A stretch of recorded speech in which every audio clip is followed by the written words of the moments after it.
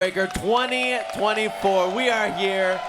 3 top 8s left on the main stage this weekend. Guilty Gear Strive top 8 kicking off Sajam, Ringe. We have some good matches coming up next. Hopefully everybody in the venue's vibing, feeling good, ready for some Guilty Gear Strive action. That's right. Can I hear the venue, please? Can I get some noise, y'all?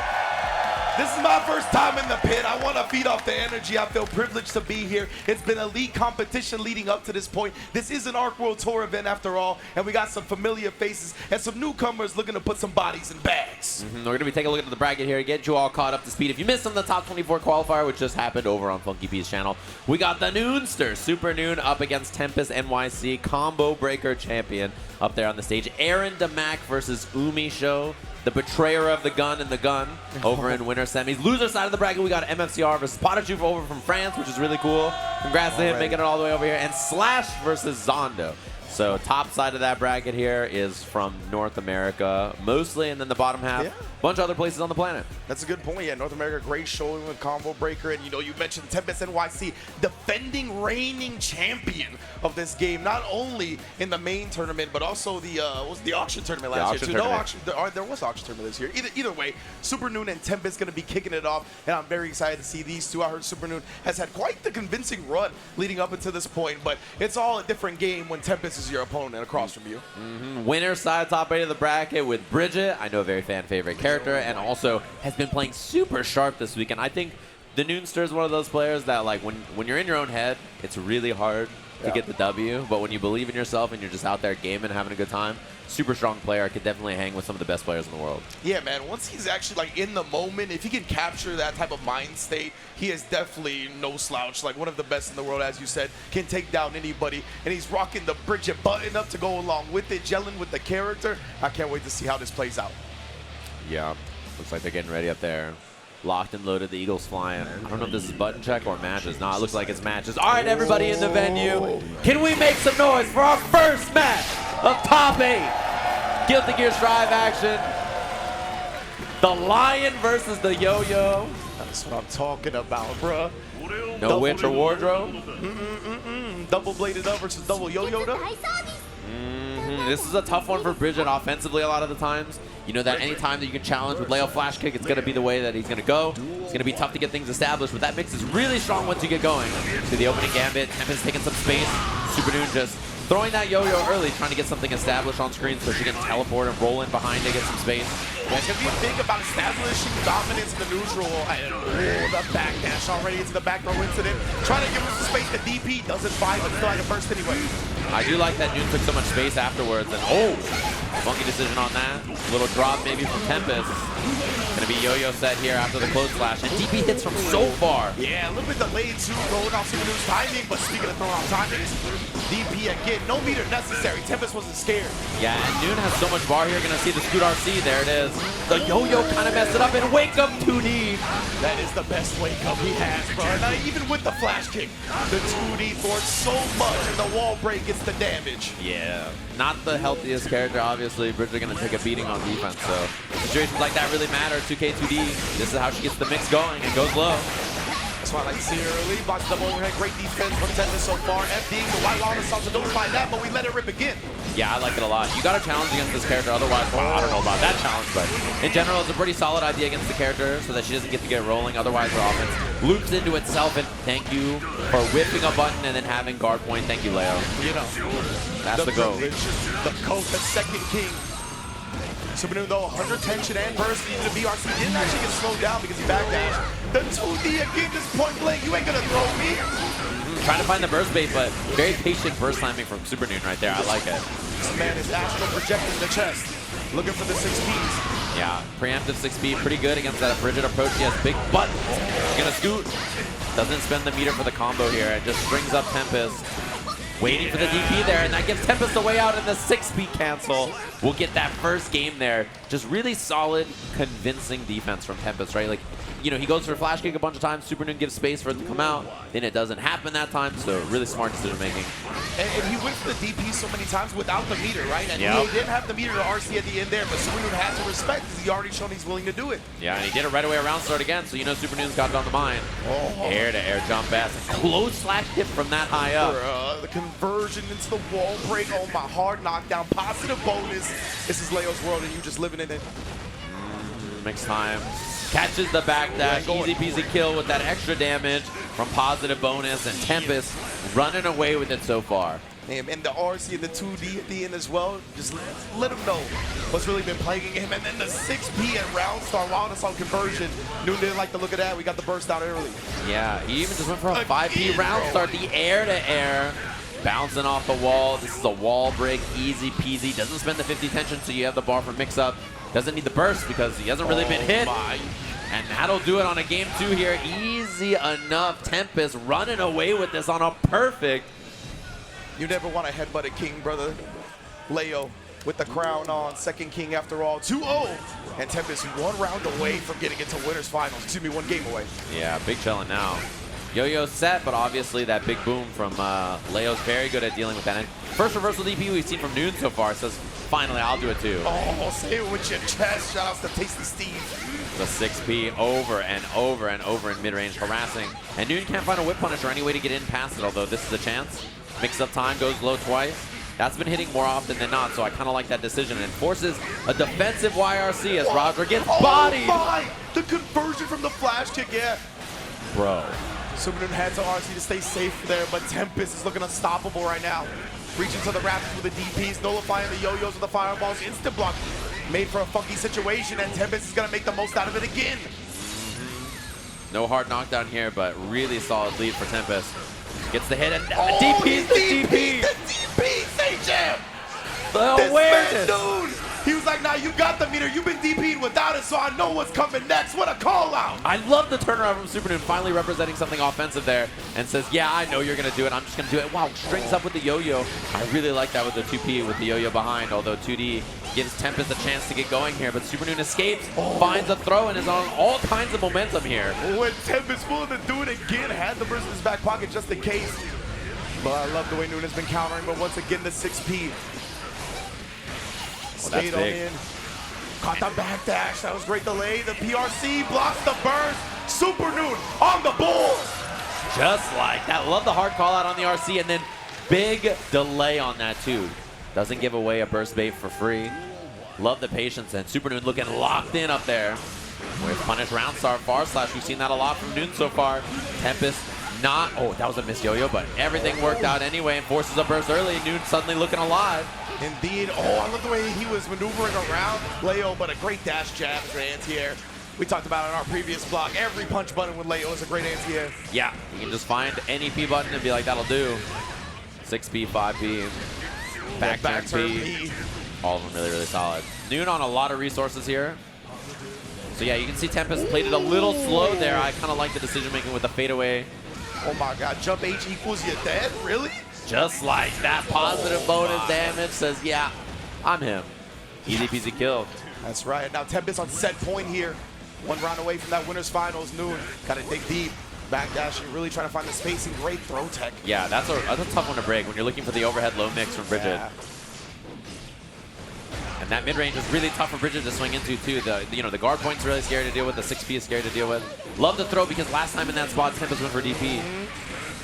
Really, really smart. Gets the wall split as well. Not gonna spin the meter.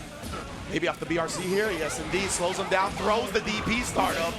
Supernoon playing so well right now. He's got 50 also, which means he can send it, and that's why there's the DP challenge on the scoop.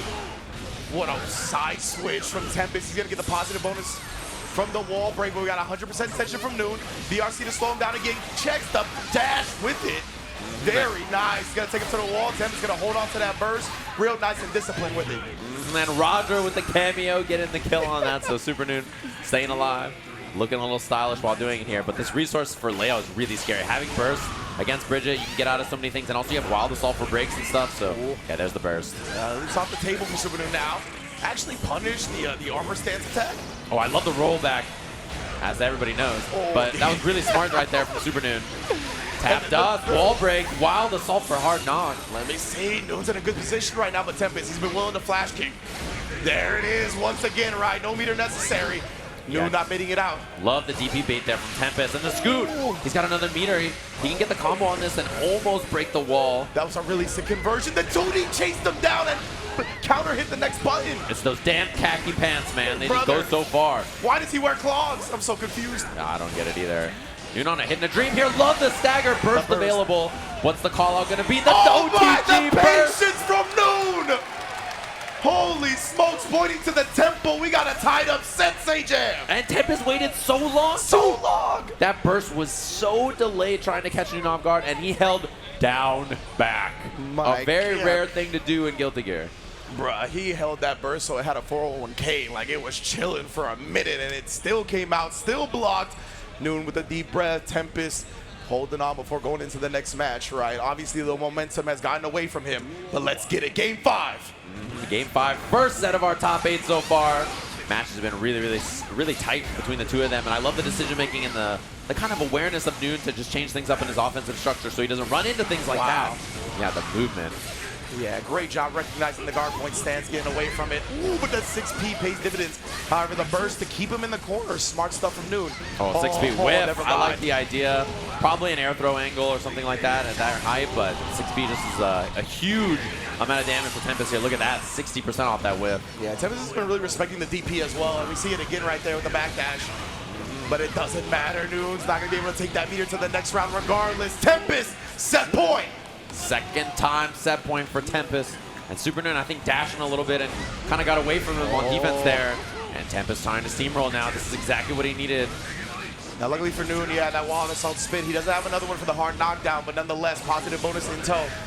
Yeah, he's been getting clipped by those fireballs too, giving up a lot of space. 2DRC, side swap into the corner, DP or not. He respects the DP and Tempest takes full advantage. So good right now, and still instant block RC to keep the turn going. The DP finally comes out. Noon showing signs of life. He's got to show signs of fight. Oh, and that's a punish. He got close slash punish too. Good awareness from Supernoon here.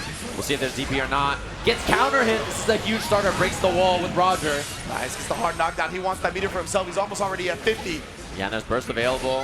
Flash kick scary here too. Goes empty low off the wall and forces a burst. Yeah, he was going to whip that. The BRC into the jab to interrupt the whip punish attempt. Wow, sick defense. Finally gets hit cross up. Supernoon with the blocks though. Scoots on in and gets the hit, doesn't get the combo. Yeah, he didn't get the pop-up. I don't know if he was expecting it, and RC a little bit too early. Throws the yo-yo yet again. He's got wild assault. Well. That's what he uses it on. Wild assault again. Trying to break him up. He strikes him up. Supernoon forces the final round. Just like that, the clutch from Supernoon. As we're jumping back into the match here.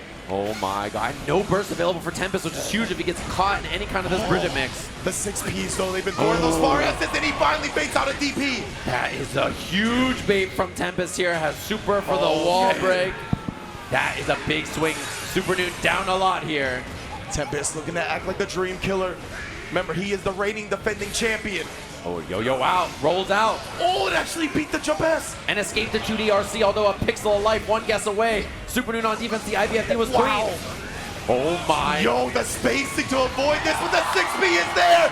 Tempest, too clean, too clutch. He is in winners finals. Just like that, but what a set from both of them. Supernoon almost making it into that top 3 with that Bridget play. That was a wild set, and just that 6P in the right spot at the right time had him sweating. Despite the clutch from Supernoon, Tempest managed to recompose and then put himself right back into that winner's finals. Really well played from both of them.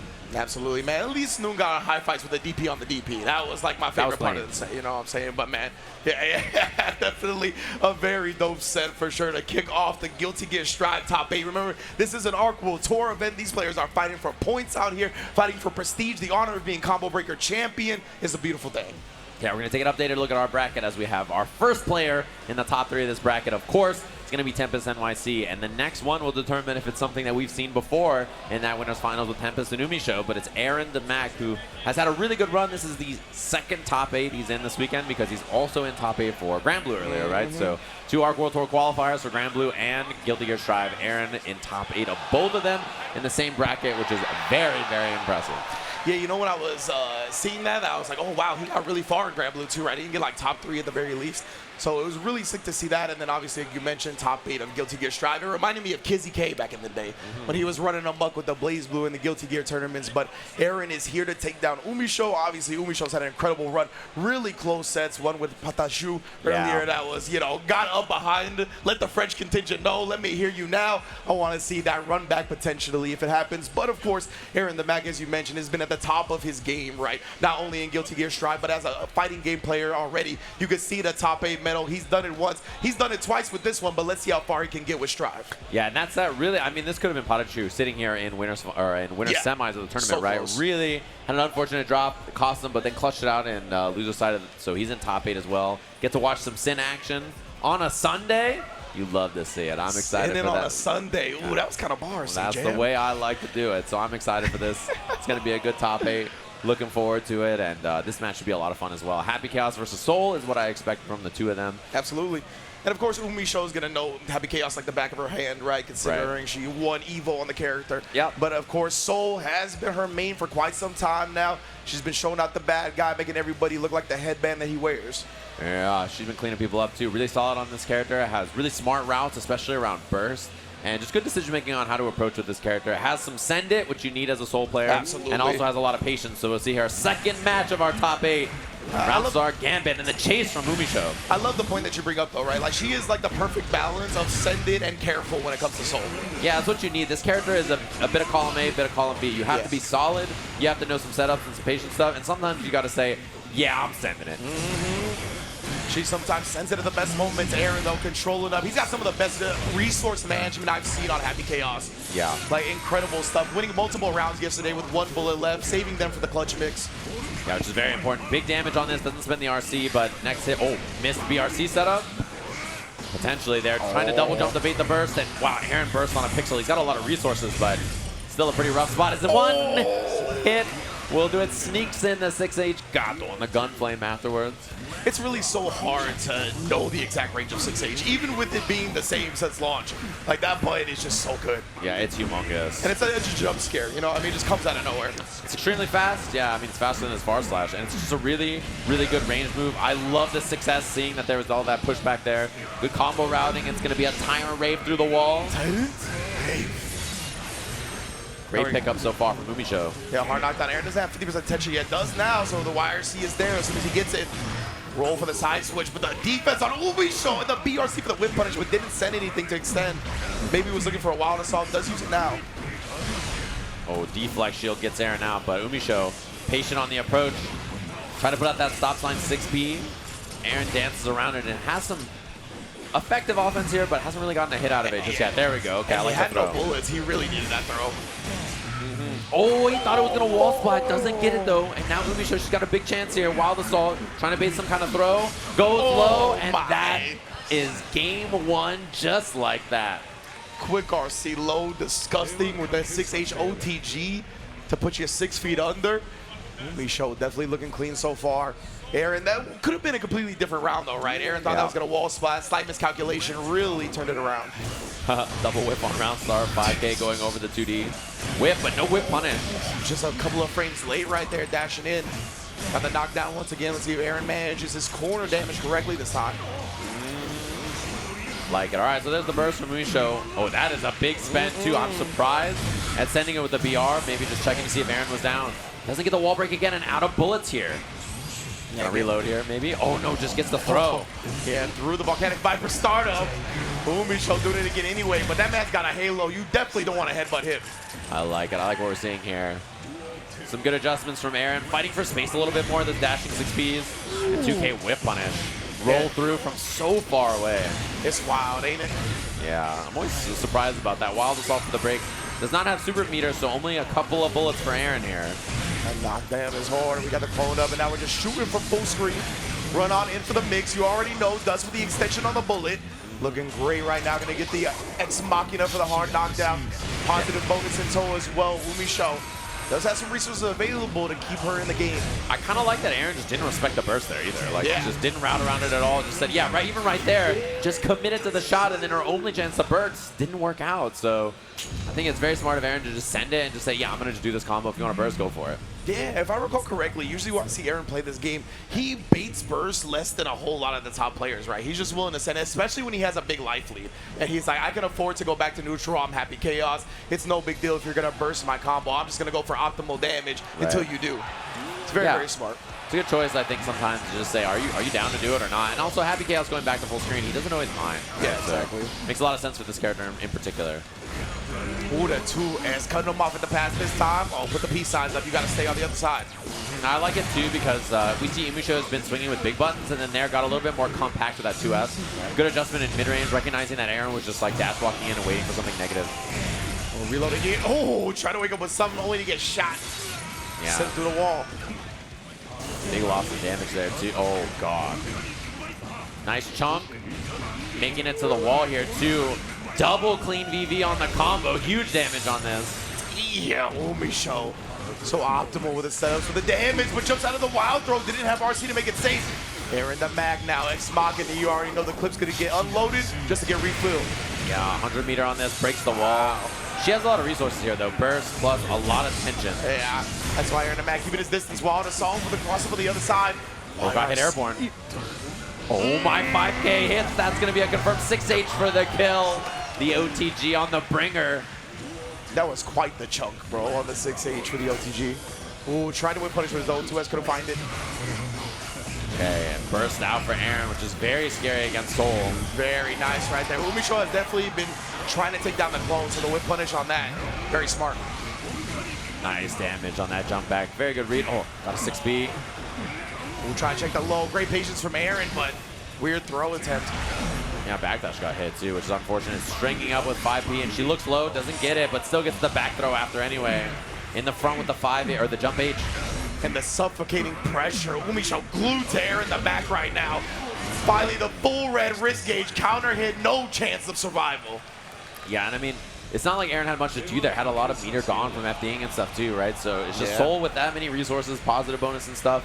You know, he can just stick to you so easily with Wild Assault plus his own meter plus Bandit Revolver, so it's really, really difficult to get out of situations like that. And UMISHO's really good at taking into account the FDs, the deflect shields, right? And she'll recognize it in an instant and use something like the Wild Assault or something that will move Soul across the screen to just stay in your face and suffocate it. Yeah. Lead here for UMISHO, trying to make our winners finals look very familiar. Yeah, that's for damn sure. Shooting again here, Aarondamac looking to put a remix on that winners finals. No bullets again though. He's in a tough spot, does scratch the legs and gonna reload the clips. I like the matchup, yeah, 2B, 6S. Gets the bullets back, OTG shot, gets the concentrate too. Pressure now, takes the knockdown. Volcanic Viper, no fear in UMISHO's heart once again. No meter necessary, but chases down with the fist. Concentration cancel, Wild Assault for the hard knockdown. This is optimal. Yeah, I like that chase down from Aaron too, not letting her get away with the backdash after her minus frames. Wow. Oh no. Sneaks in a wild throw off the run cancel, and now corner positioning is very scary for Aaron. And UMISHO, wow, after the Bandit Bringer saving the Volcanic Viper, she's so aware of the YRC.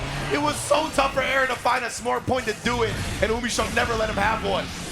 He's off burst now too, which is very, very scary. Even if UMISHO loses this round, not having burst such a big deal against Soul. Oh, it went the wrong way in the knee. And out of concentration and bullets. It's just raw Happy Chaos right now, bro. Oh, the movement on that 5K air dash cancel back jump has to hold space. UMISHO, masterclass right there. They said leave your weapons at the door, fam.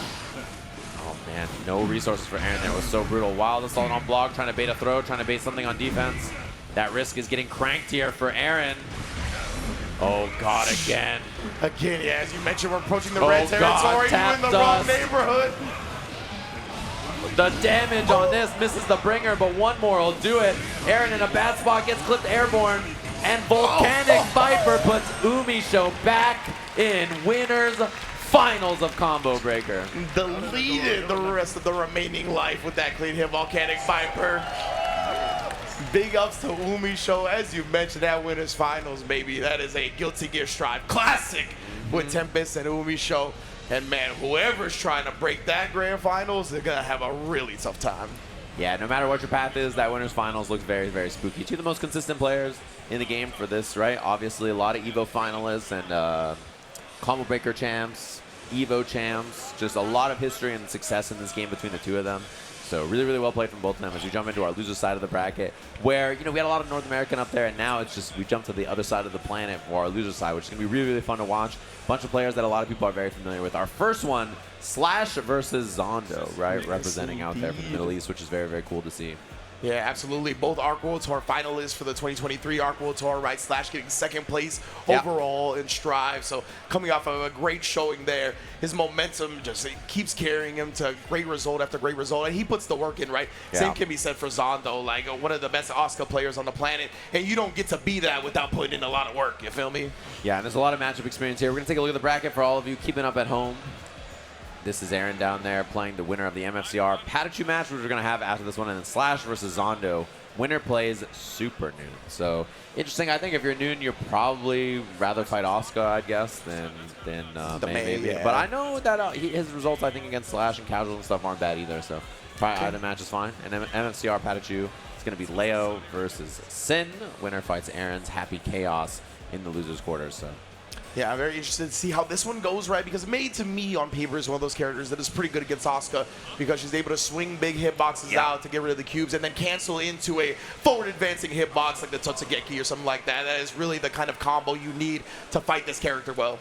Yeah, I mean, the moves you want against Asuka are fast moves with lots of active frames to deal with cubes, and then good forward advancing cancels, right? And this character has a lot of them. They're really, really solid. Her moves are not only fast, but she has tons of active frames to smoke these cubes, right? So it's really, really nice for her to deal with situations like this. And not only that, but, you know, this character without mana is dead. Like, it's actually he's just getting his ass beat by Mei. Deleted. So it's not going to be easy at all. But it's whether or not Zando can cube it up fast enough to keep up with the Dolphin, right? That's really the question. Can he hold space, lock her down, prevent her from getting in, and then, you know, draw Exodia, basically, right? Yeah, that's what he needs to do to kind of hold space in this matchup. So here we go. Loser side of the bracket. Loser of this is going home with 7th place here at Combo Breaker. Arc World Tour qualifier. Couple of players out from the Middle East all the way over to Chicago. Yes, sir. And you know, we talk about it all the time, right? The round start honestly determines so much with how it plays out. Even more so with something like this, where Zando's going to need that space early to get his cards, get his game going, and you already know Slash going to be looking to stay in his face. Round start Gambit. Let's rock, and 6B is what he lets rock at round 1. Doesn't reload the card, just takes the test case swap, which I think is a pretty smart way to do it if you're Zando here. And that was going to be wall break, so early burst from Slash. Yeah, just with a 6K low right there, catching Slash off guard. Now we cubing it up. Yeah, his hand's not bad either. He's got cubes to do here. Yeah, tap dust. He can set up here. Take the wall break. Does not wild himself for the break. Okay. I think he was digging for something to throw. He doesn't have a cube that he can use offensively, and suddenly look how much more miserable this neutral is. Zando trying to run. He doesn't have anything to shoot. Yeah, and you can tell he doesn't even want to sneak in a card slot right now. He does have the hard knockdown and gets the autofill as well. That's really big. Yeah, huge teleport. His hand was pretty rough, but immediately fixed here. He can set up the staff, teleports away, start cubing into it. He's got 2 sets that he can throw. Might even have to burst here. Yeah. Yeah, I respect it for sure. Trying to close out this round against Mei. You can't give her any more opportunities that she needs. A cube. Dragged up by the super. He's got another one to shoot out, and that was going to be a tough one. Not a lot of resources for Slash there. He was going to have to hold FD, try not to get chipped. I love how disciplined Zando has been. Another 6P round start when it comes to filling cards, right? If it's neutral, he is not even trying to draw anything. He respects how quick Mei can close the distance. He already has autofill, by the way, and then not only that, but he drew the green card so that he can get mana regen. So pretty good spot for him early. Forced another burst for Slash. Hasn't popped it yet, but his hand, still not bad. So Zando in a pretty good spot as finally we see the mana getting stripped here. Yeah, that mana regen really kept him in the game too, because as you mentioned, once that's all gone, he explodes. No defense whatsoever. Yeah, 100% tension. You got to put that out for the plus frame, slow her down a little bit. By wall assault as well. Let me get the cards. He's digging for something that he can throw offensively. He also got the auto import. And I like the YRC from Slash, not to let him set up there, but unfortunately he gets the staff. Staff is set up now too. He's got cubes to throw. 6K for the mix-up here is not going for the overhead. Good block so far from Slash, but he's kind of stuck as this auto refill and mana situation was so good for him. Fake out on the tap dust, goes low. That's something you can only do when your opponent has sick defense. Yeah, and Slash, remember, he blocked the 6K overhead, he blocked the R2 the low, and then the overhead. Disgusting. There's a double teleport for the mix available for Zando, so pretty rough spot, and he drew great cards, had good patience, good defense in neutral, landed a lot of hits, and Slash did not play much of the video game. Man, that's the way to use your opponent's reactions against them. Great RC into the switch up. Now, once again, he has won every single round start. Yeah. So he's digging for some mana here. He's got the mana regen now as well, plus auto import. Uses the air DP that he had from test case 1 from round start. He had that in his hand the whole time. So fortunate the fire cubes are out. He's got big cubes as well. More cubes on deck. The dust in the middle of all that nonsense. Believe in the cube that believes in you. These are the scaling cubes as well, so he actually has a really good card in his first slot, which he's not even going to need as he gets the kill. Disgusting right now from Zando. Slash, I want to see how he adjusts these round starts. Again, the trade, it's a little bit better than it's been going, to be honest. Double big red. Yeah, the double big red is nice. All right, he's got space now to work with himself as well. He also has overhead mix here as an option as well, so we'll see if he goes for it. There's the overhead. Yeah, so he got him cornered in the perfect position to follow it up. Slash. Dude, his hand was empty and he drew auto refill as his card here, so yeah, pretty good. He pops it now. Has another one on deck as well. Mix up, teleported into the corner, so potentially in a bad spot, but Slash is not getting anything going here. Tried 5K, 6K to get under. Side swap with the teleport mid combo and the big cube to get the kill here. OTG 2D. Zando, a masterclass right now with Asuka. Masterclass is the perfect way to put it, man. Like, we talked about how May can fight this character well, and that's not what it's looking like in this match, just because of how well Zando has been playing in the neutral. Yeah, he's having a lot of problems dealing with this so far. Just the rapid-fire nature of what Zando's putting out. He is really, really fast at not only drawing and digging, but then finding the right card and then making the right decision on top of it. Yeah, he got the 2D knockdown early, but luckily for Slash, he's finally found a corner position to start his game. PRC, it's a command grab, what it is. Wall break. Finally some offense for Slash, and this is what he needs to get going. Also an Arc World Tour run back. I mean, you got to remember, this is the match where that faded cube went backwards the other way with the super. That's right. Where Zando was supposed to win there, so, you know, he's got to be feeling some kind of way about that. Tap dust. Easy peasy kill there. Slash finally on the board. Let's go. Picking up a round here. Representing Twisted Mind. Slash. Remember, this is loser side of the bracket as well. This is the last time we're going to see one of these players. Faint Dolphin, so much risk gauge already getting cranked, but look at Zando's normal usage, man. It's been the most impressive thing about this set so far. Yeah, teleport available, just teleports in place. I like that PRC backward to save himself from the normal. That was so sick. He's got auto refill, but unfortunately does not have a mana card, although he just drew one. Bro, that was so good. So he sent out the big red. Slash dodged it, but the follow-up cube still boarded the approach. Teleport to the other side. I like this choice. He can swap out of the corner. He gets 2D for knockdown. Mix up now. I'm very unlikely to see a burst here from Slash as well. Yeah. Cube super for the kill. Easy peasy. Oh, the Japanese guts. Wow. She's Japanese. Yeah, indeed. Has all the health, but unfortunately, still not enough to survive the Cube barrage. Cube vision. That is a set point for Zando. Immediately bursting after getting hit by that counter. You already know. Yeah, he at least got in test case 3, but this is a very scary start here for Zando. Blocks correctly on the mix. No command grab yet. Stringing him up. Oh that my. risk gauge is so dangerous. Zando with the double jump. He's, oh my god, what a block. And what a punish, by the way, knowing the tap dust was so unsafe. Oh, the cube saved his life. In his back pocket, this is huge now. Zando, that risk is going away, so he doesn't have to worry about an air dash back. Nice block from Slash. That was intense. He is wearing red after all. He was in the right neighborhood. It ended up draining all the risk gauge. Slash still, though, big damage here. 100% meter. No, manaless. He goes for the super immediately. He might just drain his life to try to get some of that mana back or something. Yeah, he tried for it. Close Slash counter hits. Cube super again. That's all of his resources. Not going to be a wall break, but he's got mana now. Base it out. I think that was a YRC attempt even maybe, and now he gets to reload. Slash has got to try to get hit on him real quick before he gets space, and he does find the hit. Doesn't kill. Not enough, but the Totsugeki is. And the crowd like that finish, let me tell you what. Yeah, he had to find the hit there, right? If he didn't get a hit very quickly, it was just going to be back to full screen established, start cubing it up, and it was going to be a bad, bad spot. But the fact that Zando made it that close at the end, right, when he was in a manaless position, like the way he fought without any spells was so great. I think that's really been the tale of the set so far. Oh, command grabs what looked like a regular throw attempt from Zando. Stripped the burst, so he couldn't even break this. He has positive bonus here to Slash. Early hard knockdown, not a threat, but at least he has all kinds of offense here into the corner. Oh, the falling mix as well, looking for the burst. I don't imagine Zando's going to spend it here. Showing a holster and being disciplined. Totsugeki again catches him as he flinches. Counter hit all day, every day. Through the wall, no mana for Zando. He hasn't even swapped test cases yet. Nah, yeah, this round is miserable. No way out of that. That was a May round for sure, and Slash with a lot of momentum, 1 round away from tying up the set. Glad we got the Yamada cameo.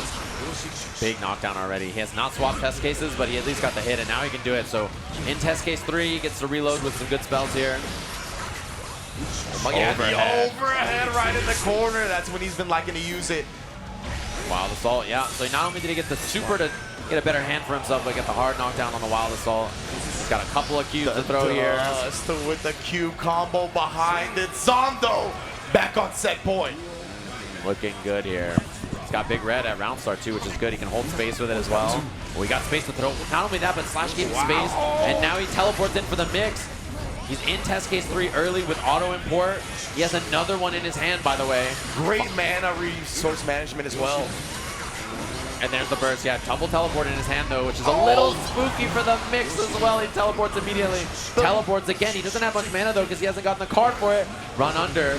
Tap dust nicely blocked there from Slash. Yeah, YRC afterwards as well to give him some breathing room for a second. Sends out the fire cubes. Finally, the mana is gone. Yeah, sacrifices life and gets it back so quickly.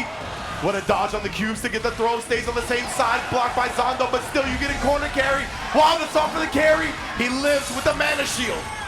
Little bit of life left. He does have a cube to throw in. The 2S finds its mark. Suddenly we got ourselves a set 2-2 just like that. Zando clutching it out. Oh my goodness, bro. I'm so happy to see these two forced to a game 5.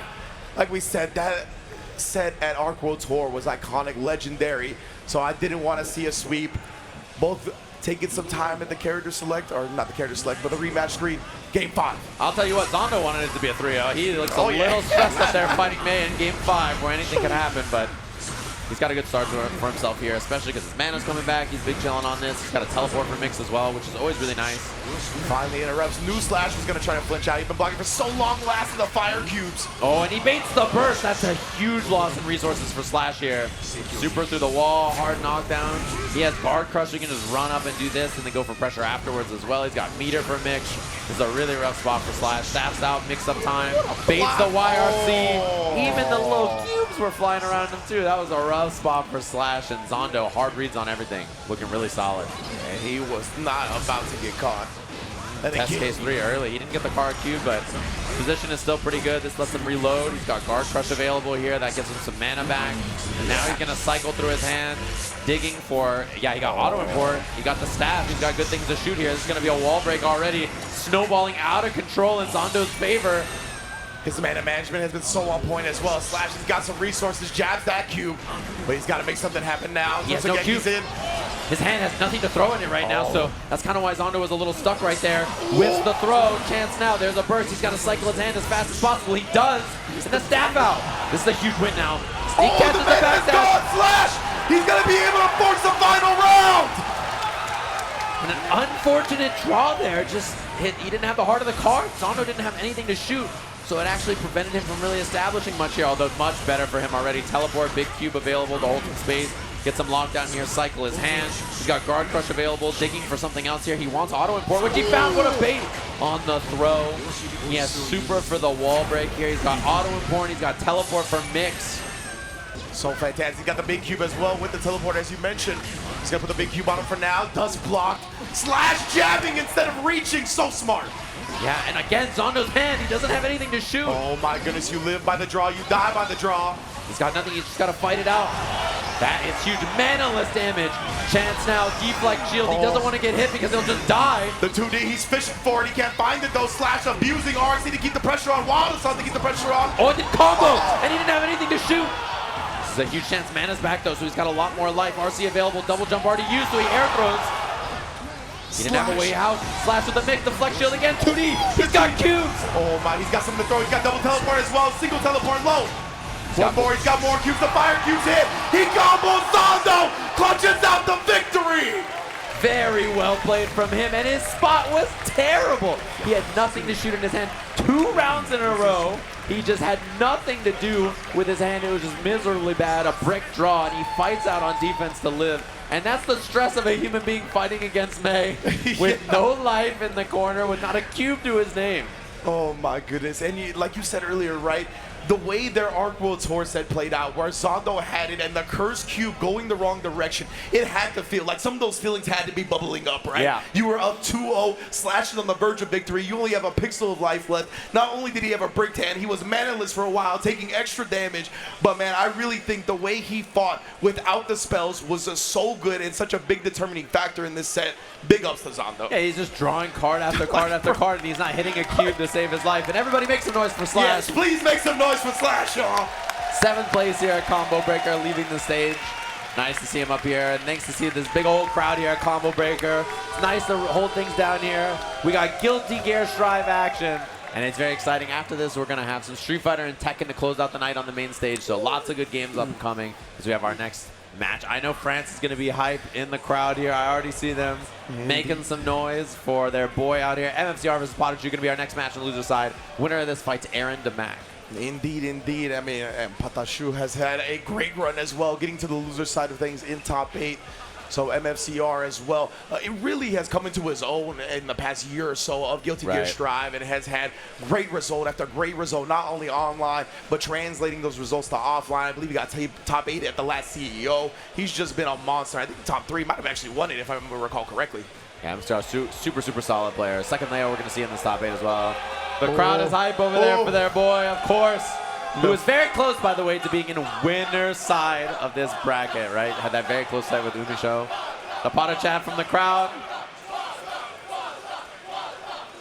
You'd love to hear it. And what a loser's bracket run Pata had, right? Defeating Leffen, Lord Knight, and Tiger Pop to get into this top 8. That is a name's name, a brand's brand of bodies.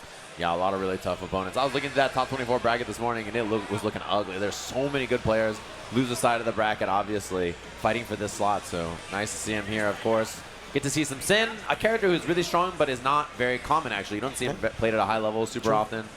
So always happy to see him. Obviously, very, very good in this version of the game. He's basically just good. He's like the mid-range god. Like everywhere on screen, he is really, really solid in neutral. And his offense is not the best. It's not like he has, best-in-class offense. It's solid. It's not bad. But his big ability to box you out and play neutral is like almost second to none. There's almost nobody who plays the kind of mid-range that Sin plays at the level he plays, in the ranges he plays it. And he has a great corner carry. He has great ways to kind of throw off the rhythm of the opponent because of the calories and just the cancels and the cancels. So I want to see how ready MFCR is, because as you mentioned, definitely an underrepresented character, especially here in NA. So Leo and White Fang, I'm sure, can fight him well, but we'll see how MFCR's experience is. Yeah, I think typically Leo fights Sin pretty well because of his ability to cover distance on his minus frames pretty decently, and then not only that, but he has the ability to, DP out of the pressure pretty reliably. 6K stuff is like not that scary for him to deal with for a lot of reasons.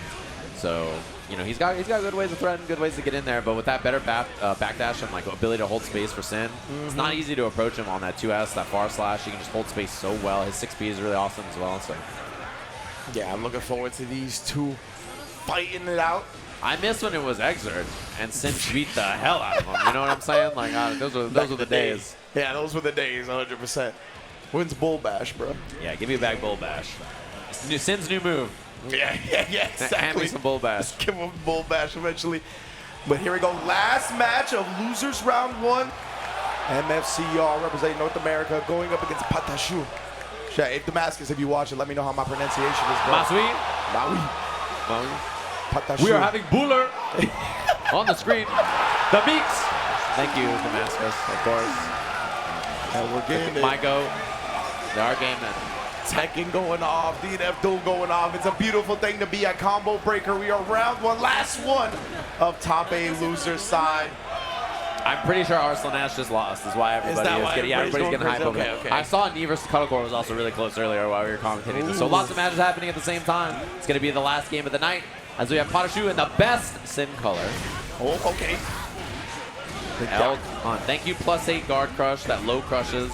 Goes under all kinds of moves. And there's that DP. That's the thing, right? Is Sin's offense is not super scary, and also, you can't say the same for Leo's defense. He has some of the best defense in the game. Absolutely. Situations like that.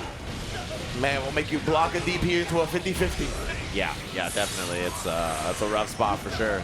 Speaking of DPs, though, Sin's DP is a menace. Yeah. Absolutely outrageous. The range on it is ridiculous. Love that throw cancel there, just in case there was going to be a DPRC on Wake Up from Patachu. So got run over in that, and that's kind of what happens here in this matchup.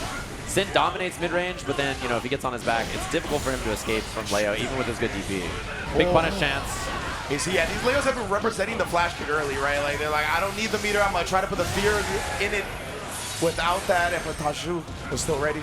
The barrel through the wall. Try to space that out. You can space out 6K to try to make a clash or not get hit by DPs. It is possible, but a lot of times it's manually spaced, and it's not always easy to do.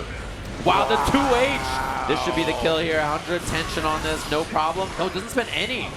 Put it on RTL to the wall, actually. Oh, and that 6P hit Elcon. What? The 6P hit Elcon? All right, Okay. Leo's got issues.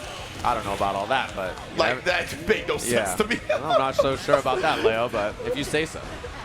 Oh, man. 2K, 2D. Doesn't spend the extra stamina for the carry, and I think that's totally fine not to. Yeah. It's pretty expensive for the combo you get. I've been really liking the resource management from Pata so far. Yeah. MFCR bouncing him off the wall. Yeah, and he's about to have 50 tension himself here, even though he got hit through the wall. Oh, his 5P whiff. This is a big chance, though. There should be wall break for Sin here. Yeah, a little bit of a scramble resulted in the hit for Pata. We're going for the super. You already know them. Get that wall break. 2 for 2 on the clean hit barrels. Bro, he gets the clean hit barrels consistently. It's pretty impressive. Yeah. Definitely, if you've been playing a while, they made it a little easier. And, you know, if you could do it before, you can definitely do it now. Wow, the mix off the guard crush. Yeah, finds the burst back into the corner. Goes for the throw. Oh, and yeah, finds the burst immediately. Both of them out of burst now. 2K, 2D, DP, this is big. He should be able to break the wall and get the kill here with the barrel. You already know what it is. And the French contingent always popping off for it. And he does it with a smile. Both Sin and the crowd here. Happy to see him up there. He's doing the finger point for the crowd. Man, yeah, MFCR was close. It was definitely a back and forth game one. We'll see how it's going. I really liked that burst before because he knew that the super was going to be infinite. We're already in there for this next game. Plus frames. And there's the beak. Went for the cancel on that base the throw. I love that little shimmy. Are you reaching MFCR? And there's the first DP we've seen him do. Oh, had mini close slash, but didn't confirm off of it, actually. Another throw. He's starting to roll now. Calorie intake, we're going to spin some. RC instead with the low afterwards. Opens up MFCR once again and lets the crowd get hyped. Yeah, part of the reason that's so good is a lot of people try to DP that spot. So RCing and keeping it tight and doing 2H to hit you low is really strong when people are buffering now. Yeah, absolutely. Especially with the flash kick, right? Like, you're literally holding up. Yeah, he's holding up. I'm holding up. Yeah. Oh, Ooh, the check, bro. Oh, the whip. headbutt. And 2D is a nice starter there. I love Elk. No second hit. Sometimes you want to do that just to steal some frames, not spend the stamina. Now he locked in the corner and can actually punish the landing frames on that air attempt from MFCR. DP breaks the wall here with the charge dust. Best damaging option. And Patachu, he's one hit away from doing this here, although there's the 2DRC. Same thing for MFCR. One hit's all he needs. OTG super for the wall break. Keeping this set nice and close. We send that 2D. We don't think about it. We just send it. Yeah, stun dipper be damned. We got Leo 2D. Facts. 2S, that keep out button, so good for situations like that. And again, trying to steal some frames with the Elcon. Oh, Same MFCR leaving some damage on the table there. An immediate combo into super. Let me get that positive bonus. Big damage on it as well. Clean hit barrel, and there's a DP on Wake Up, no fear. Oh, second hit, 2-8. And he was very conscious around burst for a second. He delayed the 5K. Airborne hit, and Wake Up backdoor from MFCR. Wow, that was tricky as hell. Yeah, I'm not expecting that. I thought you had to protect your neck. Big driver, cut you off at the pass. Patachu, 2-0. Big driver for the kill there. Love the air dash extension with the jump S, jump H. That easy peasy kill afterwards. Good routing and good awareness of the situation. Absolutely, man. He has been very on point neutral-wise. Comboing, like combo routes, been super on point as well. Yeah, I love the way he's playing. The crowd's hype again. Let's go, Patachan. He's 2-0 up on MFCR. Damn, the headbutt vacuumed him back in. Brings him all the way down. No DP there. MFCR was trying to bait it. Whip punish. Yeah. And he does spin it this time. Oh, doesn't go for the RTL. He just went for the setup. Nice. That PRC fast cancel was really good, and MFCR's defense there was really solid, though. Yeah, I love that. Seeing the fast RC, you know that they're going to keep trying to go with their turn, so I love the flash kick challenge. 2 2S hit from so far right there. Thank you, dash Daisuke. block. I'll probably play footsies, bro. That's all, you know? Yeah, he's got a pretty good button to do it. Back turn, staying on the same side again, but a better block this time for Pata. YRC to stop the pressure. Big driver, L cut. We chasing you down, no breathing room. Oh, as soon as he does, he actually gets interrupted. Caught him low. It's going to be a throw. One guess for the round here. Ooh, stagger pressure, 6B, forced the block in the elk, and there's the DP on the 2K. You have to imagine, especially when somebody's going to get the block in the air and have that extra block something they got to deal with, the flash kick is coming, especially when you got burst in your back pocket. Throws the DP there. Air dash. Oh, he went for the low. Nice. OS, he was ready for the back dash there. DP immediately from MFCR and right back at you. RTL to see if he can hit the wall here. I think it should reach. What a conversion from Pata again. So important to keep that positive bonus going. And he's going to build the 50 again. Barrel. That's one of his biggest strengths. He's huge damage, and he always breaks the wall from far slash or 2S into beak, into super. From so far, you get even more range if you clean hit barrel afterwards. Yeah, we saw it, right? The positive bonus giving him so much meter, building to the super with a small combo, another L cut chase down. Oh, he tried to get the 2B off of it, didn't get it. Oh, nice mix there from MFCR. Wild assault into the Berserker on the other side. DP again, MFCR, no fear. He's down to do it, and I like that. The 2D beats the L cut. Yeah, that one makes more sense. I'm down for that one. He's got 100 tension here, spends 50 of it to get the hard knockdown, and now it's whether you want to DP or not on wake up. Doesn't go for it, beats the throw. Ooh, and then jumps away, still didn't get the punish though. Oh, punish now. OTG, he baits out the DP, but unfortunately for him, he gets the mix after. I like that dash forward throw attempt.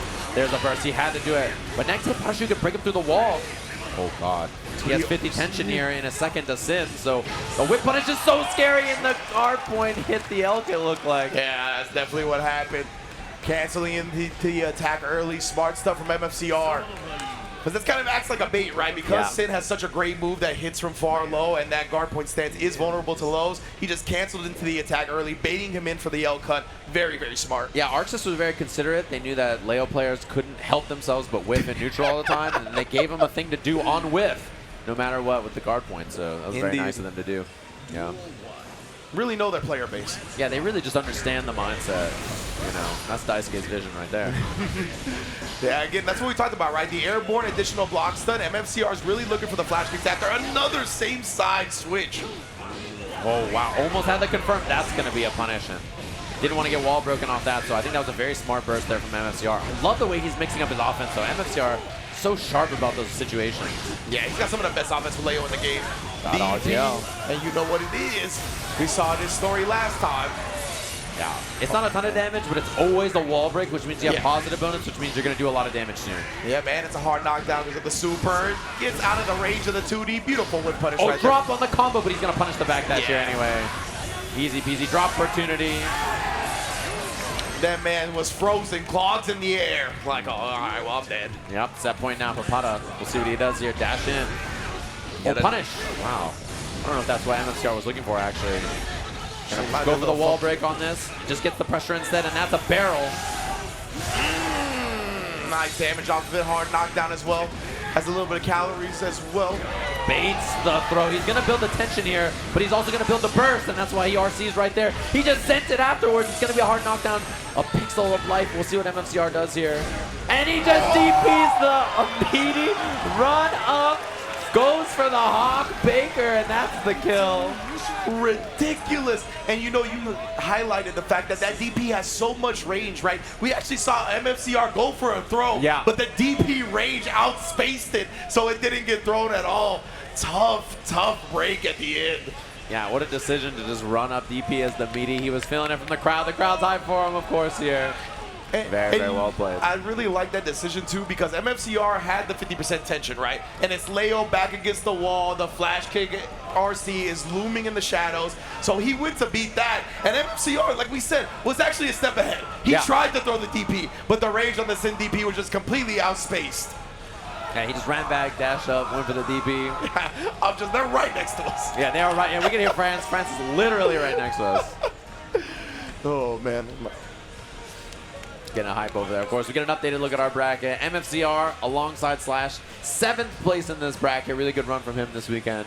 And Slash as well. Nice to see them both playing super solid, making it to this top 8. As you see, Aaron versus Pata is going to be that rematch right there. And I think you're pretty happy to play that usually as Sin. Doesn't mind it too much, as we see Supernoon versus Zando as our other loser side match. Absolutely, and we're going to see Supernoon try to thwart Zando, get around the cubes and whatnot with the yo-yos, and yeah, that classic winners finals, Tempest and UMISHO. You love to see it, man. Arc World Tour event for Combo Breaker. It's a beautiful thing, and we just getting started. Don't go anywhere. We'll be right back here on Team Spooky with more Strive. Back to Combo Breaker 2024. One round of top 8 is in the books for Guilty Gear Strive. I am Ringe here with Sage Jam. It's been an immaculate evening so far. And can I hear some noise for some Guilty Gear Strive? That's what I'm talking about. I gotta take advantage of being in the pit, you feel me? That's how it goes. Yeah, it's good times out here, good vibes. Match has been 6 so far. We've had one round, as you mentioned. We have some more elimination matches. We're gonna have loser side of the bracket. It's gonna be Supernoon versus Zando. Obviously, the other side is Pata versus Aarondamac, which is gonna be elimination matches for 5th place in this bracket. Arc World Tour qualifier in a long year of Arc World Tour qualifiers. There's a bunch happening all year long. Excited to see all of you hanging out at all of them. I'll be watching them, commentating them, restreaming them, hanging out, vibing, having a good time as we get into our Combo Breaker top 8 action. 2 people out of the tournament, 6 people left in our top 8. It's going to be a good one. This match, I think generally a lot of Bridget players tend to like this one because she can get rid of all the cubes and deal with a lot of stuff here, but it might be an experience diff is the problem, right? Obviously, Zando, other side of the world, there's not as many Asuka players to his level on the planet in general, right? It's like, I think a lot of people just think about it as him and Gobo. Yeah. Pep's been playing some Asuka lately, but I think it's like, you know, not his main focus for a little bit like it is for Zando and Gobo. Yeah, exactly. Zando and Gobo just have the experience gap on the character and the matchup, so when it comes to a lot of people. So, of course, Nu's going to have to hope to get a clean hit early, start overwhelming him offensively. That's really what he's going to be looking for here. But Zando has done such a good job thwarting these type of characters, right? He went up 2-0 up against Slash, went to the final round, but nonetheless clutched it out at the end. This is a similar character. He's got good buttons to destroy the cubes, can skate on in with the cancel, but he's shown he can already put one of these characters down. Yeah. Oh, and round start, dash 6B. We saw the same thing earlier against Slash. It's a really solid option for Asuka, round start. Lets him reload, get started, swap test cases. Nice. Long range far slash from Noon, and this is where Asuka can struggle. And that 2D from Asuka doesn't get outranged by a lot, but Bridget's got some buttons that will do it. Yeah, this is very, very annoying for him to deal with, just like any other character who doesn't have an invincible reversal. Great blocks. Yeah, throw again. Yo-Yo's there for the splat, and that's the break just like that. Zando getting mixed offensively. On knockdown, I guess he did a flex shield come out. That's all he really has right now. Does get the burst back, but he ate the cheeks in the process. Yeah, and I don't imagine we're going to see a burst from him here. Probably just going to have to deal with all this. Blocks it in the air, so there's lots of plus frames. And Noon, double dust, and skates on in to get the kill. Easy peasy first round for him. Indeed, that's the ideal way Noon wants these rounds to go. Zando, of course, already getting some space, trying to draw some cards. Not that great.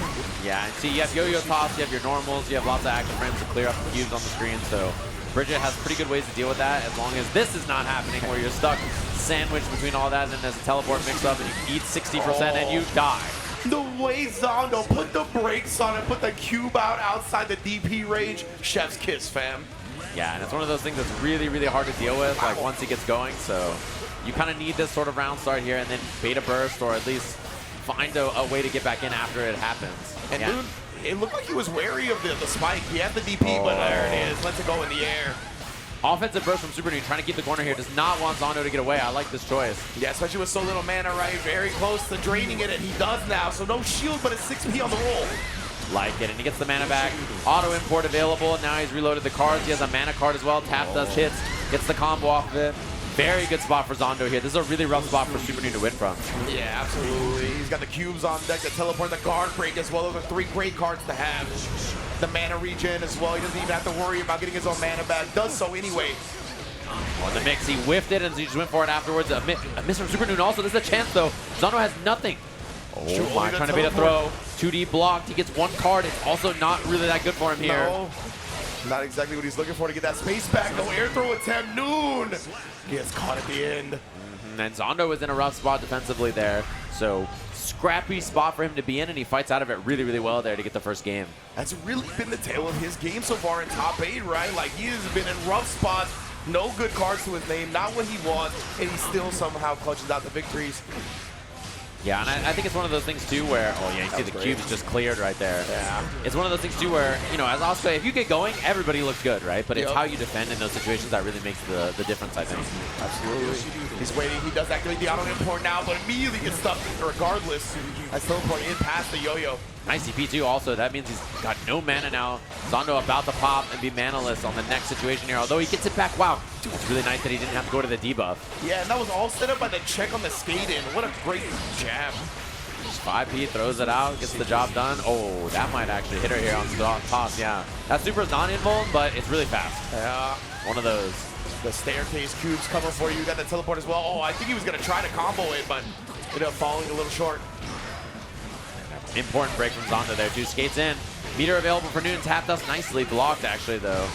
And the deflect shield, but doesn't get him out quite yet. He was trying to wiggle, and Supernoon keeping the pressure really tight despite it. Yeah, the yo-yo popping, the rolling on in. Not letting Zando get that breathing room. Man, hey, he's a versatile game player. He knows how to deal with push blocks. Yeah, not his first rodeo, that's for sure. This could be a wall break if he wants it, and it is. Yeah. Spends a while to solve for the hard knockdown. Let me get that. Frame advantage is mine. I like frames. I don't blame him. That's right, especially with positive bonus. You get all the meter back regardless. Oh, yeah, and every time you have meter with Bridget, you can reset your pressure. 5H gates in. Oh, I think it was looking for the link maybe, but then just didn't quite did it. Spent all of his meter hitting forward plus dust. Uh-oh. Uh-oh, a little bit forward plus dust indeed. Yeah. Guilty Gear player's biggest habit. Oh, he didn't have to cycle long there. He found mana card. Mix up here, teleports down. Oh, actually, there was a gap there, but I think Noon wasn't ready for it. I wasn't ready for it. Yeah, exactly. Oh, fire cubes get let out once again with a big cube juggle. Oh, that's so strong. What a combo with the Wild Assault for more hard knockdowns. Fire cubes out again, taking the chip damage as well. Yeah, Noon has started being gets clipped low in the process, though. It's the cheap stuff, man. This tap does go low. It's really good against strong players who are going to react to your dust like that. So I like that choice a lot from Zando. Very smart to recognize the caliber of player he's dealing with and match his offense accordingly. Indeed. He's really good at picking up on that, and really great usage of the 6P throughout this top 8 so far. Yeah. That dash in 6P has been putting in a lot of work. It's very, very solid. Zando about to build burst here, by the way. Not going to be a factor for this wall break, so positive bonus for Noon. Yeah, Roger. And that hard knockdown, yes, blocking the double jump pass. How you gonna block this? Went one overhead and was gonna go low, but baited out the YRC and punished. Now the big 5H from long distance. Or try to roll in and get a combo off of it. Not quite, but this is no mana Asuka. That's going to be a combo here on the run cancel from Noon. Easy peasy kill with all that extra damage from him not having any mana to tie us up one apiece. That was nice right there. Noon kind of frame trapped him up a little bit. I haven't seen that setup before with a 2D. The 5P just gets beaten up by Big Red at Round Star. Sure, spicy, that cinnamon joint. Yeah, and I like the delay actually that Supernoon put in the pressure there. We'll see if there's going to be a burst. Yeah, right on the scoot. You know, the fire cubes just get deleted. Oh, all the cubes, stop it. Yeah, that is the problem. Just yo-yo toss and all these great normals to try to challenge these situations. The staircase cubes, bro, such a powerful card as well. Yeah. Really, really difficult to deal with. Oh, and it was actually a counter hit reset. 5-8. Big super on that. Not enough to kill, but this is a really hard spot to win from. Look at all the cubes up there. With the gravity staff around it and just chipping away above, getting the 2D low. It's so difficult. Yeah, it's really, really hard to fight from spots like that. And you don't have much room to wiggle. You take a lot of chip, and then he gets to recycle all of his resources while the cubes are out. It is very, very difficult. I'll reset on that too. This is going to be a wall break. Has super. Good start for Noon. Yeah, give me them frames. I like those. And then you see the FD on the first day right there. Zando trying to get some breathing room, but Noon again. This character is so good at closing the distance. And what was that setup?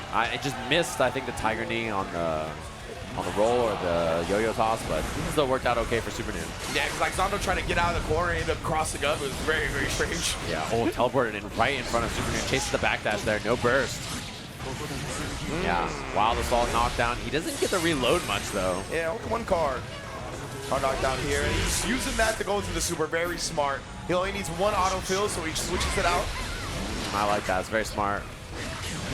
Tap dust hits, and now it's where Supernoon wants to burst. And yeah, the hard bait from Zando there. That's going to be the kill because of it with the 5H. 2-1 in the set. And that was just straight stride gameplay, right? Like no spells necessary or anything like that. He was just in your face, baiting burst the traditional way. Zando super strong all around. He was striving. Striving. Close slash. Wow, what a throw on 2K2D Wild Assault. That is impressive awareness. Oh, the cinnamon stuff. Oh, he's got fire and ice. That's true. Oh, there we go. You're not gonna lie, the way this song sounds. Cubes it up. And now at this point, Supernoon in a pretty rough spot for this round. I don't imagine you're going to ever spend burst. Oh, that was gross, man. What the hell? Teleport mix instantly crossed up. This man had flashbacks to Zero Dante on that one. Oh, yeah. The incoming mix-up. It's okay. He's a Zero May Cry player. Yeah. Oh, he likes Doom. He's even cheaper. He's even more basic. That's right. The big red cinnamon stuff in your face again. Oh, no. Burst available, but how do you want to spend it? And yeah, try to keep it burst safe with close slash into the 5K after. Cycling the cards. Wild Assault after. And now Supernoon down a lot of life. And resources for Zando looking very, very good. Yeah, I was going to say, he's got staircase, he's got fire cubes, he's got teleport, he's got auto refill. The dream is here. And unfortunately for Noon, his dream is gone. Zando moving on to loser semis. That was really well played. He baited burst like 3 times in the last combo too, so it was really hard for Noon to find a chance to even spend his resources when he had it. It was funny too, because it really feels like that in draw made up for all the previous crappy draws that he had towards the end of rounds, right? Where he was really fighting tooth and nail. That one, it was just the dream hand. Well done from Zando. Yeah, and crowd, can we make some noise for Supernoon, everybody? 5th place here at Combo Breaker. My G. Big ups to Supernoon, top 8 performance, getting the medal, getting some points for the Arc World Tour. Important for sure. Yeah, and especially because this event is super stacked. Obviously, for a bunch of other events here, it's, you know, it's TWT, it's also Arc World Tour. So these events are extra stacked because everybody wants the points early on in the tour. We haven't been going for very long, so it makes a lot of sense. And if you're interested in more points, you guys want to sign up for more tournaments, of course, Evolution is coming up in about a month and a half. You can register now using code CB2024 to get 10% off. And if you're wondering, wait a minute, I haven't signed up for EVO yet. When's the cutoff for it? It is June 24th, to my knowledge, so you can sign up between now and then. I would sign up sooner rather than later so that you don't forget, and also to make the TO's lives easier. It'd be very nice of you to use. And use code CB2024 to get that 10% off. Do we know if this is going to stay till the EVO registration closes, or is it just this weekend? Probably not. I would guess it's not until it closes, but you know, I'm no mathematician. I don't know how the math works out on this stuff. You'll have to ask somebody who's a professional. That is just more reason, though, to get it done sooner than later. Get that 10% off with the code CB2024 on your way to EVO, the World Championship of Fighting Games. Yeah, we have ourselves another losers match. Let's take a look at the bracket here. Aaron up against Patachu, which is going to be a good one, of course. I'm sure a lot of people are excited. Winner of this plays Zando, as we mentioned. One of the North American players up at the top out of the bracket with Supernoon. And now it's whether Aaron is going to be in the same fate. We'll have to find out if we have an international affair down there. Israel versus France, and then up top, obviously, the US of A. Indeed, indeed. And Patachu, he's done a great job so far, right? You can really tell the momentum has been on his side. Button checking with Zato just to hurt me a little bit, thanks. That's, you know, somewhere Jonathan Tene is just mad he's on the screen. He's like, why, bro? Why, bro? Oh, man. But yeah, the momentum obviously on the side. He's had such a hell of a run here from the losers since that UMISHO match, which was tooth and nail going down to the final round. And in the losers, he defeated Leffen. He defeated so many amazing players. Tiger Pop to get into top 8. Yeah. We see him take down his first top 8 match as well. The momentum is all on his side, and Aaron falling down from the winner's side of things, going to have to look to compose himself a little bit, try to deal with this, because as you mentioned, a bit underrepresented of a character, but I believe Aaron's dabbled in some sin, if I'm not mistaken. Yeah, I think a lot of people have. He's a pocket character that is quite common, so wouldn't surprise me too much. And obviously, you mentioned the win against Leffen earlier. You know, world-class Happy Chaos player. True, yeah. Important person to beat on the same day, right? So you already are a little warmed up in the matchup. Kind of know what you're doing. Sin has good ways to threaten against Happy Chaos, obviously, because of Beak and Elk being really, really fast to deal with him in mid-range. And then he has the cancels on top of it and the huge normals to deal with Happy Chaos's approach. His own 2S can deal with Happy Chaos's and stuff like that. You can whip punish him with Far Slash when he hits 2S as well. So there's a lot of good interactions. It's tough for him to kind of keep going. And then on offense, when Happy Chaos starts to cook, Sin has this huge DP. So yeah, a lot of good stuff to do. That's a great play. And that hits behind him too, right? His DP? Yeah, definitely can. Oh, I like the whip punish around start. Spending Wild Assault for the confirm, and then an immediate burst from Aaron. 5K jump cancel. I like that on the clone, and then Aaron with a little wiggle under. Yeah, very smart. Great run under right there. Obviously doesn't have the meter to Wild Assault. So it's going back to the neutral, but the positive bonus is nice. I like the way Aaron's just maneuvering around the neutral so far. Trying to respect this range game that Sid has. Elk's back in for pressure, but a little far on the throw, and that's going to be another wall spot here unless there's the burst. Counter hit beat, and he gets the combo off of this. Yeah, that beat driver bars. He does connect though. Oh, nice bait. Actually, whiff on the far slash. Gets punished by Elk. He didn't have stamina to dash in after, so he had to chase manually. Jump K air to air is a god, by the way. What a mash on the hoof. What in the world? Oh, 2H whiff. This is a big chance. Yeah, big 2S whip punish right here. Reloading to the half the clip as well. He missed. What? I can't believe that. Oh my god. That is streamer aim. What's happening out there? For real. Oh, that is going to be an OTG. Doesn't kill because of the 2P. And Aaron kind of shaking his head up there. Knows he dropped a lot of stuff. A flubby first round there for sure. Indeed. He feels a little bit bad, but at least he gets the dub, right? But you got to hold yourself to a standard. He knows rounds like that are not going to get him the set victory. Yeah, giving Sid chances like that is very, very scary with the kind of damage reward he has. 2K, 2D. Gonna go for the wall break here. Oh yeah, he's gonna get into it. With a snap, with a super, man's got it all. Anytime you can get the E, you'll take it. Not your preference, but tap dust. And 5K, 6H for the kill. Swinging that flag, nicely done. That was destruction in that round. Very convincing victory. Now, Aaron, I want to see how he maneuvers around this. Cuts him off in the pass with the 2K. Yeah, I want to see a lot of 2K, a lot of 2S. 2K is really good up close against Sin, obviously, right? Yeah. Get under some of the stuff he does too. A lot of matchups are like that, so very, very useful poke for Happy Chaos. And there's the Elk, the threatening in mid-range, and he gets the 2B off of it. You don't get much more than that, so. But it's still so tough for Happy Chaos to just set up in the mid-range. Can't do it for free whatsoever. You're going to get hard knocked down and wall broken. Yeah, no stamina for Pata, though, which is a pretty big deal. And he just gets hit low again, baits the burst. Easy peasy on that. Nicely done there. That Sin pressure was, it was kind of just like simple canceled in a 6K, and the timing was catching Aaron off guard. Yeah, very convincing 2 rounds that Pata put up on the board. And Aaron, he's been looking shaky since round 1, honestly. When he won that, still, like you said, flubby, scrambly. Didn't look very comfortable. We'll see if he gets his composure back. I like the 2D round start from Pata. 10 frames for Sin, so it's very, very good round start option. Goes under a lot of stuff, trades favorably because it's a sweep. Aaron just looking for the throws right now, expecting the DP. That's why he safe jump interrupted the hit on the way down as well. Nice, wow, reach with that. Holy. That's jump H. And that's a huge counter hit. Yeah, very important burst from Aaron there. That 6K has been destroying Aaron. As you mentioned, just disrupting the defensive rhythm. Look at this.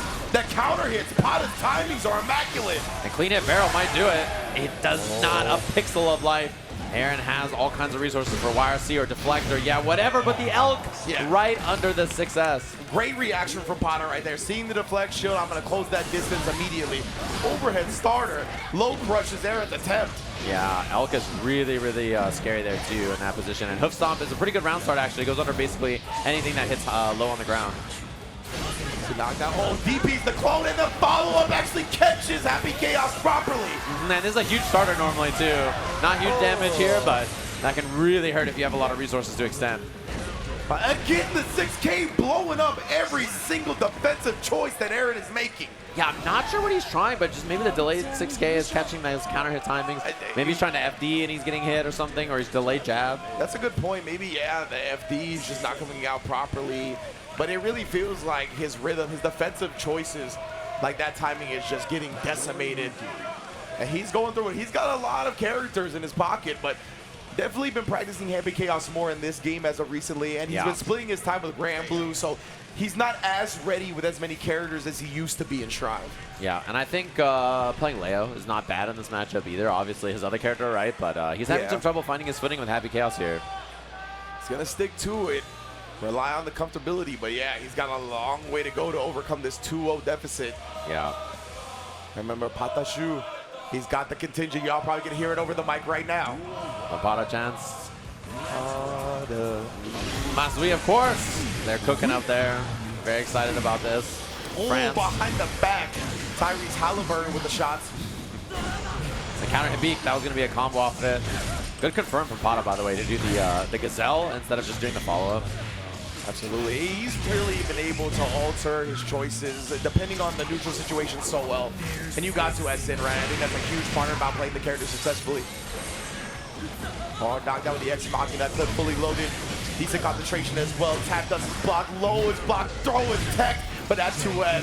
Potent tool right there to put Pata away. Yeah, his defense was really solid, but of course, Happy Chaos had so many resources because of the positive bonus. You have to survive so many interactions. Nice bait, by the way. That was really good. He baited the jump, and afterwards, whip punish on the 6P. Yeah, you know what it is. No anime mix-ups here. Trying to jump forward, air dash back. Gets DP'd real quick. Overhead follow-up right there.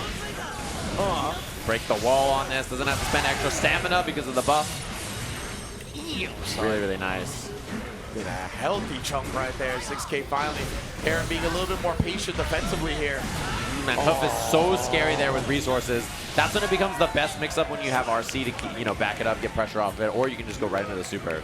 And Pata here on set point right now. Looking extremely good. Guard break, slide on in for the throw. Baited! 6-8 punish. What a call out. And France comes to their feet with that bait. They can smell the blood in the water right now. Oh my, almost had the 5K off that as well. Air throw from Pata. He has a combo off this as well. He can RTL car off this for the wall break. Doesn't go for it. What a mix.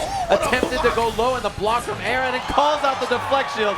France moving on in the bracket 3-0 over Aarondamac. The lightning was coming out of his eyes in that last round. This man was flowing. True flow state right there as France continuing to lose their mind. Patachu in loser semifinals. Yeah, and I love the mix-up attempt too. It was the hoof stomp, fast RC low. It's the same kind of thing as the tap does go low. It's a really common mix-up when you're high level with Sin. A lot of people will block the hoof stomp on reaction. So you just go for hoof and then you just go low and get 2K2D into a combo, which is also really, really good. Man, I'm very surprised that was even blocked, right? But again, just the layered offense. And it didn't even phase him that was blocked. Sometimes when you get a big gambit like that and the opponent blocks it, like you're like, oh, I wasn't really expecting that, so I don't know where to go from here. He knew exactly where to go. Baited out the deflect shield perfectly. Masterful. Yeah, and it's the same kind of thing we saw earlier. I think a lot of people don't have a ton of high-level Sin matchup knowledge. It's not a very, very common character. So, you know, there's little interactions like that that go a long way. Even stuff with the MFCR set, we saw like 2K2D never got DP'd on block or anything. Never tried that even to beat the Beak or things like that. So there's a lot of situations where you have to drill it into getting used to fighting the character over and over. We're going to take a look at the updated bracket because we're going to have our winners finals of the tournament up next. It's going to be Tempest versus UMISHO, a match I've commentated on this very stage in the finals of this tournament, so it's going to be a good one, of course. Winners finals of the bracket, trying to get that grand finals advantage. Either side, Pata versus Zando. And Tempest looking to continue his reign as the most consistent Guilty Gear Strive player, period. Yeah. Right, like combo breaker champion, just championship accolades on championship accolades. We saw him win Evo Japan, go there, and really it was like, yo, I got the Leo White thing that y'all don't know how to deal with. And he really took it the whole first place, convincing all the way through. I don't think he dropped the game in top 8, right? It was like a 9-0 run at Evo Japan. So Tempest has just been amazing. UMISHO, in her own right, a spectacular player, one of everybody's favorite stories, getting up here for Winners Finals. This is going to be a great one.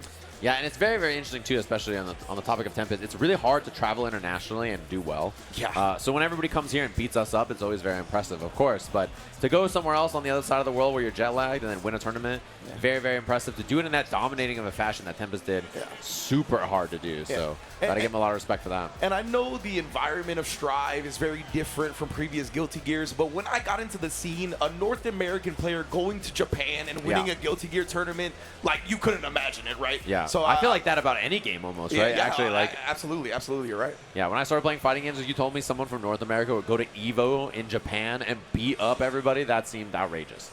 That would never happen. Yeah, so it's just really a testament to how far we've come, how much everybody has grown worldwide, not just North America as well. Everybody has been leveling up. It's a beautiful international scene that we have.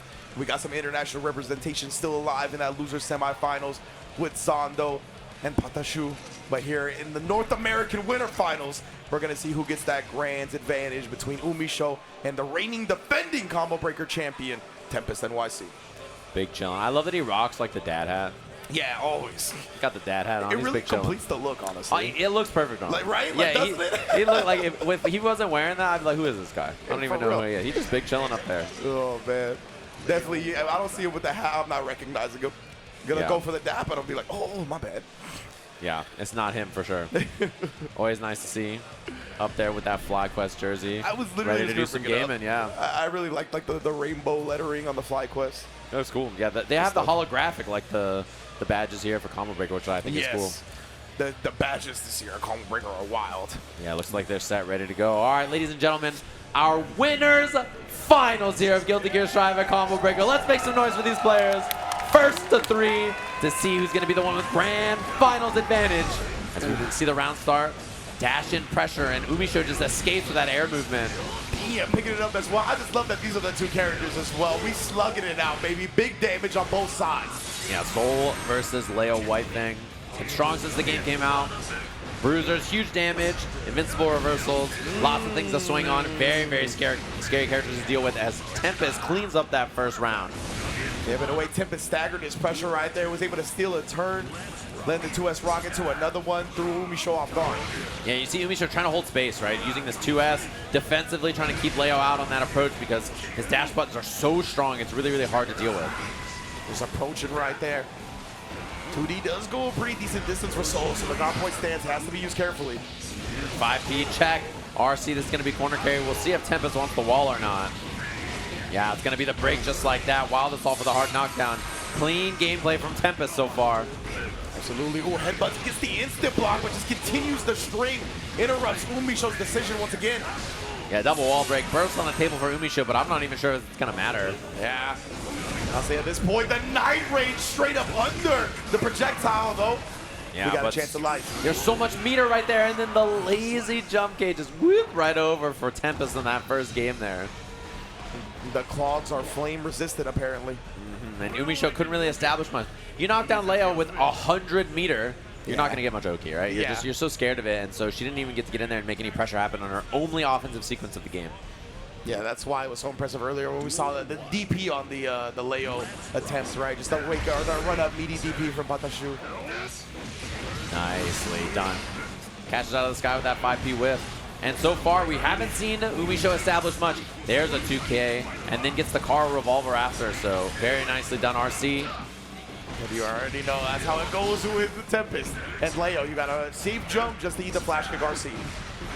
Yeah, and he gets a mix off of it, and you're like, why am I here? Yeah. Oh, nice cancel from UMISHO on the guard point, the recognition. That was immaculate. Gunflame as well. Look at the spacing right here. UMISHO with the dash box, trying to get him to commit to something, but great footsies from Tempest. Yeah, she's been trying to play around that neutral. It's really difficult against Leo not to get clipped by some of that stuff on the way in, though. Let me get that hard knockdown. Umi, though, she does have 50% tension of her own now, and that's why Tempest gets the backdash. You don't get no cancel when you whiff the DP. Yeah, and that's the thing. It's very, very hard sometimes to make that flash kick whip. We see dashing flash kicks on Wake Up and stuff too for the same reason. So Tempest, I love the hard commit on the backdash. Speaking of hard commit, this is going to be a punish here. On the wall, big damage on this. Tyra Rave. Is this enough on Leo? On Leo? Okay, I didn't think so. Put him on life support regardless, though. Now she's going to try to pull the plug and does so. Gives him one more gasp at life with the DP. The call from Tempest to just say, yeah, I'll do it again. Right? I'm going to establish this. I'm going to make you think about it later. Again! I love it, man. Early on in the set, we're going to let the flash kicks rock. And make her think about it. UMISHO didn't go for it, right? So it's definitely just the confidence from Tempest to just send it one more time. Umi in the corner here, yeah. As soon as she sees the guard point stance, looks for the 2S. Runs in, finds an IB, but so far, mid-ranges look so good for Tempest. This is kind of the life of Soul in this matchup, is trying to find the opening. Nice throw on defense. Here it is. Opening chance. Very nice. I love that. You see, yeah, the empty starting to come out, but the 5H is a huge damage starter. Your life is melting away, fam. Oh, my Lord. Yeah, charged. That's not a hard knockdown here, obviously, but very close to killing. And the 2K pickup. You see the patience in mid-range, right? So much of the screen is controlled by the way Leo wants to swing. As you see the crowd here, watching some Guilty Gear Strive action here at Combo Breaker. What up, everybody out there? Hopefully we've been enjoying it so far, but it's really hard to hold mid-range in this neutral, so it's kind of on Soul to play reactively, play second a lot of the time. So Tempest is going to have to play around that and start to hard commit to things that get him all the way in instead. Yeah, you see, UMISHO, she hasn't really used much success, right? Definitely playing the style that you mentioned, where it's reactive, trying to beat him once he whiffs a button. Man, huge damage on that. Just that mid-screen Volcanic Viper whiff. Wow, what a call-out, too. Almost got the whip punish. Oh, they're scary, and now Tempest running amok in this round. Overwhelming pressure. Give me another wall break. Not even going to use the super. Oh, whip punish? No. Had the boom out anyway, though. Very, very good spot for Tempest here. Has so much resources. It's difficult for UMISHO to pressure because of that tension, and that air throw will do it. Exactly, just trapped. UMISHO had no meter of her own to RC back, so just had to sit there and try to time the air throw tech, and it's really difficult to do so. That There's was the success. That was going to be huge right there, too. Very important burst from Tempest with the wild assault hit. Gunflame by like the gunflame spacing 2S, cuts him off in the pass, wild assault extension. Yeah, she finally has some offense. Oh, I think maybe backdash BRC attempt or something, or just trying to cut off the wake-up option. The meaty jab. Yeah, she's been doing that a couple of times throughout this tournament, that jab ERC joint. But either way, this time it does clip. Volcanic Viper for the perfect to send it to a third round. Yeah, it's not bad to see if your opponent's doing something too. Yeah. BRC in general is just very, very powerful. That's what it feels like to me. Wow. The wake-up dash throw. Wasn't even just wake-up raw throw. Yeah, really just calling out the fact that UMISHO is going to be patient. The copter, the Leo copter. Yeah, bad news for UMISHO now. Positive bonus, so there's immediate burst from Tempest about to build resources as well. Plus frames, but the back jump and burst is about to be built, and the super's gonna whip because of it. Yeah. Yeah, definitely. The bursts come out, the supers do not go through it like all the Guilty Gear games. Burst usually wins. And the 5P from Leo, so hard to get away from that in the air. Huge hitbox, and he just dash 5P, and cover so much distance. Three-time champion of the anti-air game, 5P. It's so good. It's so hard to deal with. This character just covers so much space. The 6P is really good. His 5P is really good. It's hard to deal with that kind of stuff. And that back turn P might as well be another 6P. So this man definitely got all the ways to control the skies. UMISHO taking some time here. She's been at a disadvantage in this tournament and has come back to take this set before. Wow. I like the Karf after a new idea, but again, Tempest taking advantage of her plus frames. Oh, that was a beautiful backdash on the overhead attempt, but the flash kick is rocking. No meter necessary. Cuts her off in the pass and builds the tension. That's why UMISHO bursts out. Wow, what a 6P, but actually got punished for the whiff on the Berserker. The FD right here. He's trying to get some space back, but UMISHO. Oh, this is big. She's got meter here as well. Jump. No, dust combo. VV for the kill. Wall break will do it. Nicely done from Umi. Boy, she calculates the damage, man. Second to none. Yeah. And also the wall damage, too, is so hard to know there for sure. It is, 100%. Oh, the whiff, but she tried to dash it behind it only to find the guard point cancel attack. No hard knockdown on the break, though. So that's actually a nice win there. Wow, trade on the BR. What? No finish from Tempest, so that's a big drop, actually. It's okay. Yeah, he's got 100% tension. This is going to a set point for TempestNYC. Looking so dominant here. EVO Japan champ, combo breaker champ. Trying to do the back-to-back here. This will be wild to see, man. This will be his third Guilty Gear Championship in 2 years of combo breaker. And the wild throw. I like that we're seeing a new idea here. Oh, it's going to be 2H cancel. Gets hit by the guard point again. Incredible stuff right there. UMISHO seeing it right. So has a couple of ways to thwart it, so just been cut off in doing so. Better revolver side switch. Yeah, she's going to see how much damage she can get on this. Breaking the wall here. Wild assault for the hard knockdown. Tempest with a pixel here. Not much life to work with. BRC. Nice. Beautiful from UMISHO. The person who RC's second always wins. And that fadeaway bandit revolver giving you that close slash on the ground. So Tempest looked really, really strong there, and UMISHO bringing it back to a piece. Final game in our winners final just like this. And again, same thing that we saw the last time he was down in this position, right? He's having a think. Yep. Tempest is just like, damn. It's like that, huh? And I really love the patience from UMISHO at the end right there, right? Got the hard knockdown, but didn't even go and try to spin any meter. Didn't try to force a mix-up, right? Knows the threat of the DPRC was there. So just waited it out, held onto her own meter, and used it as a response to the RC from Tempest. I mean, that was masterful patience to close out that game. Ooh, and try to get that 2S whip punish. And the wild assault spent is a lot of resources early gone from UMISHO. If she gets hit, she's not going to have a burst available here already. Indeed, and Tempest has spent some of his as well. Waits for the guard cancel attack that time. Oh, drop on the combo. That's a big one. That could have been corner position and hard knockdown for UMISHO off the clean heavy V. Oh, big 5K. RC, this is going to be a wall break here. Indeed, massive damage. You already know this super was going to follow it up. UMISHO's going to have to dig deep to come back into this round.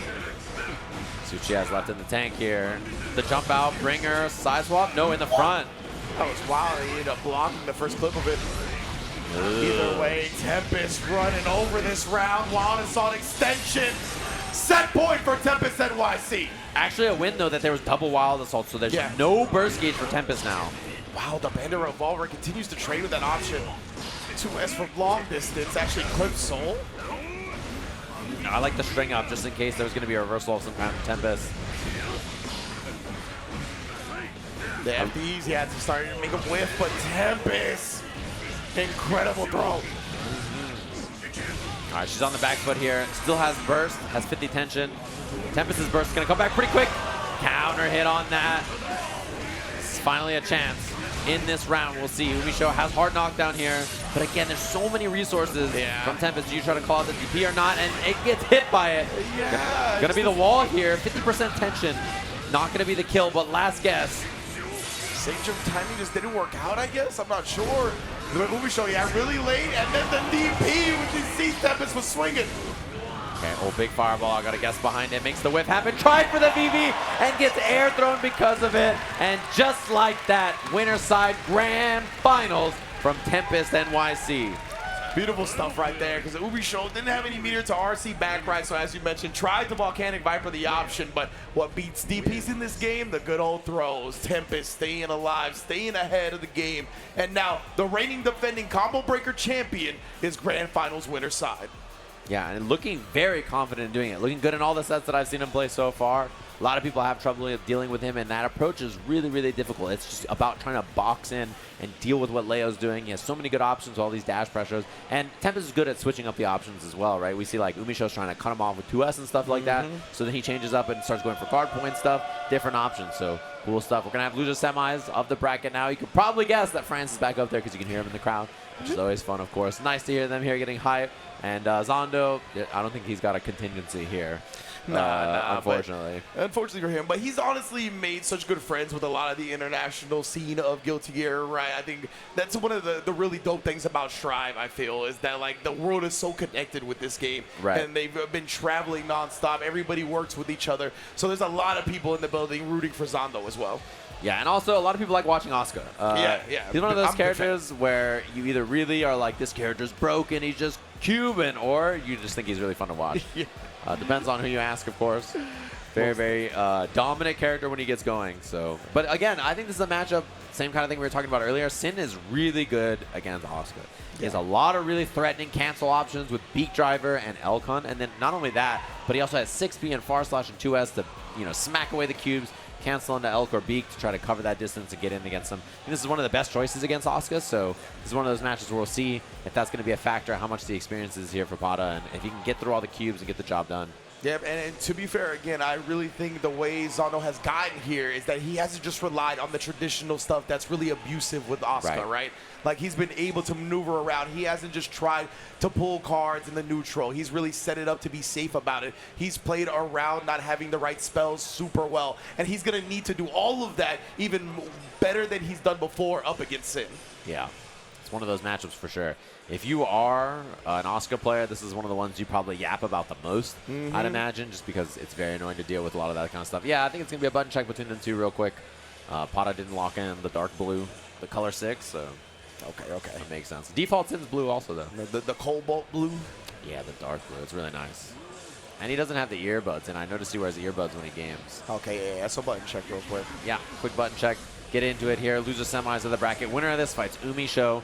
Winner of that gets their second shot up against Tempest in the winner side, who's looking extremely dominant, by the way. Has some of the best results for this game overall. And if it wasn't for Varix being such a beast at the World Finals, could have been the champ there as well.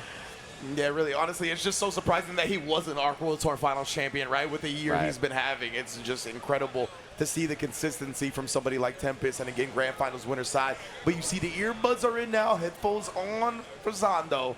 Let's get that color proper. Let's get the tracks going. Let's get this loser semis underway. Yeah, I love, too, that Zando always has, like, the headphones on, and he's just got a smirk on his face when he's cubing. Yeah. He's just, like, sitting there cubing people with a smirk on his face. I love it. It just cracks me up. Oh, man. All right, here we go. Losers semifinals, an international affair here. Middle East versus France. I'm very excited to see this one. Zando on the Asuka against Patachu on the Sin. The Sin, yeah. Really, really solid choice, I think, between these two characters. Crowd's getting excited for this one. Loser of this goes home in 4th place here at Combo Breaker. There's a lot of points. Nice to make it, but obviously want to be in that top 3, get a shot at that grand finals. This is a tough one, a tough opponent waiting there. So we'll see if Pata has it in him or if it's Zando here. Oh man, Asuka's a sad boy for that quote. He's got to get out of here. He's got things to do. Interesting. It's the Lord's Day. We're sinning. Yes, damn right. We'll see if he'll be forgiven or not. As Zando already on the back foot. The pressure is being applied. Patachu Yeah, overwhelming in the corner. I love that he went round start L2, maybe expecting a 6P or something like that from Zando. He's Thinking been he's gonna go constantly under doing that, right? Yeah. You saw 5P there trying to hit the cubes, but there's just so many. The staircase cubes, bruh. Obnoxious. It's also very difficult for him to throw cubes around the DP of Sin. His DP is huge, so it's really easy to DP through a lot of these interactions. Good point. So you're going to see that a lot in this set as well, too. And he has the calorie cancel, right? Even after the DP to start getting in there. Yeah, and he can cancel with hit the cubes, then hit Asuka, so it can be very, very annoying for him to deal with. 2S, counter hit confirms, combos into Elk. That 2S having the throw attack seems so good. Oh yeah, very, very difficult to deal with. Fast, and he is absolutely deleted because of the lack of the mana. The shield was down and so was his life. Good lord. He said, look at that, just poking at the cubes right now. Pata will get very ready for the matchup. Yeah, it's already good matchup knowledge. You can see something that a lot of the other people were struggling to deal with. Oh my goodness. Corner carry on corner carry. The FD actually does make a whiff there, but wasn't ready. Was ready for him to take to the skies. And the clean hit barrel strips him of the mana, so now Zando. Oh no. No mana left. One hit could kill him here. Pretty rough spot trying to fly away, but Sin is very good at covering that back jump with his 6P. Got the mana back now, so a little bit more defense. Covers the whiff throw with the RC. He's been so on point with that overhead once again. Oh, and the 2D cancel. Yeah, hits the cube as well, too, so he's been really good about scouting that. Wow, right out of range of the throw right there. Got the close flash. Very good spacing from Zando. Yeah, Zando, he actually got the mana regen card as well. This is a huge opportunity for him to bring this back. Auto refill, mana regen. Doesn't have that many great cards. He has the staircase. Yeah, he doesn't have really anything to throw if he doesn't have space to do it. So Pata's trying to threaten. If that was a 6P, I think he would have hit him, but instead, now full screen staffs out. He gets to throw these cubes. Tap does block correctly. Guard break into the dust. Very well done. Zando bringing it back. And Patachu very disciplined with the burst. Not willing to spend it. I like that he held it there. Yeah. Nice dash 6P on 6P violence. Zando ready for it. I like the option. Try to 6P there and it just goes under with a 2D. Very good choice from Zando in neutral again. Oh my goodness, the flame cubes until the teleport just back it up. Really starting to flow now. Overhead was there. Oh, knockdown's big here. Zando, yeah, mixes again on top of it. The left right on that, and he gets the card super here. Fixes draw. He has auto import available as well. He can establish there's a green card that he can pull as well to get the mana regen. Big DP though. That's what he talked about, right? You can put it into all that nonsense with the wide DP. Spent the bar like that. Okay, so he doesn't have the wall break here with the barrel because he didn't have the meter. Jump K air to air. He's been up backing a lot. Ooh, I like the deflect shield, but still Zando finally gets his mana back. The accessibility to spells is back, but he's trying not to be reckless about it again, right? He knows there's not a lot of space here, just fighting it out super well. Wild Assault available in the dash up 5P anti-air. Good defense there from Zando. And again, the main thing about Sin is like his offense, it doesn't hit you that often outside of frame traps and throws, right? It's kind of like the way he does things. Yeah. So Zando just blocked it out on these defensive sequences very well. Didn't get caught by a lot of stuff, and then because of that, there wasn't a lot of damage besides the mid-range stuff from Pata. Zando has been weathering the storm, brother. He is bundled up. He knows it's a cold world, and he's ready. Yeah, I mean, you can deal with Happy Chaos offense, you know. Yeah, that's true. Some mids and lows are not going to threaten him that much, probably. Oh, Pata blocked the first overhead, but he drew another one so quickly, and then the gravity with the staircase cubes. Oh my goodness. Help! He's just stuck up there. Legitimately, bro. Oh Tries to cross him up. What a block. Guard break here. Fakes the dust. Gets thrown. Yeah, and look at his hand, by the way. Oh he is about to rapid cubes. fire so many cubes out there. Holy smokes. Yeah, you got burned, to say the least. Yeah, he's about to do it 17 more times. Overhead already loaded up as well. Yeah, very scary on round start. He has it here. Oh, Fran's getting hype. Yeah. Trying to bring this man back into the game, right? Sometimes you gotta rely on the crowd to bring you your momentum. Overhead, and then yeah, just goes for the dash cancel, steals himself a throw. Zando able to get out. That was huge with the L cut. Looked like I cut the startup with the overhead. Oh, he goes for the setup here. Yeah, you can safe jump off that. Off 6K on the air hit. No 6P attempt, not with punish this time. Now Zando back to weathering the storm. Great recognition from Pata though. You want to block it out last time? I'll just throw you early, lock you out of the burn, take the round. Nicely done, good offense there. A little bit more throw. There was a lot of up back from Zando though, so something you got to scout in your strike throw. Yeah, interesting, Big Red, the cinnamon stuff. Yeah, now rapid fire. Bro, the gravity, or the super speed, the acceleration staff just made those cubes machine gun-like. He also teleported in place, and Pata got hit because I think he was trying to block cross-up. Oh, very nice. Oh, cube. Right up into the staff, so even though he jumped, he couldn't get away from it. Right. Oh, he's got 2 teleports on deck as well, but Pata has made it out of the danger zone, but goes right back into it. And then the super's going to lock out the burst, so the rest of it's going to hit as well. And the gravity staff here pokes one, but Pata in a bad spot, and the tap does to do it.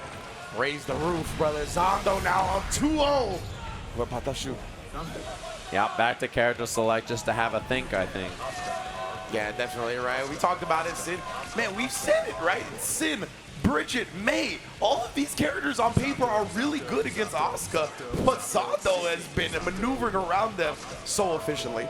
I'm starting not to believe these Asuka players. Right? Like, you guys telling us the truth. They're like, he can hit a cube, it's a 7-3. I'm like, wait a minute. Telling me if a character has a 5P, it's a 7-3? All right, wait a minute. Doesn't seem to add up correctly. Yeah, maybe I'm being misled.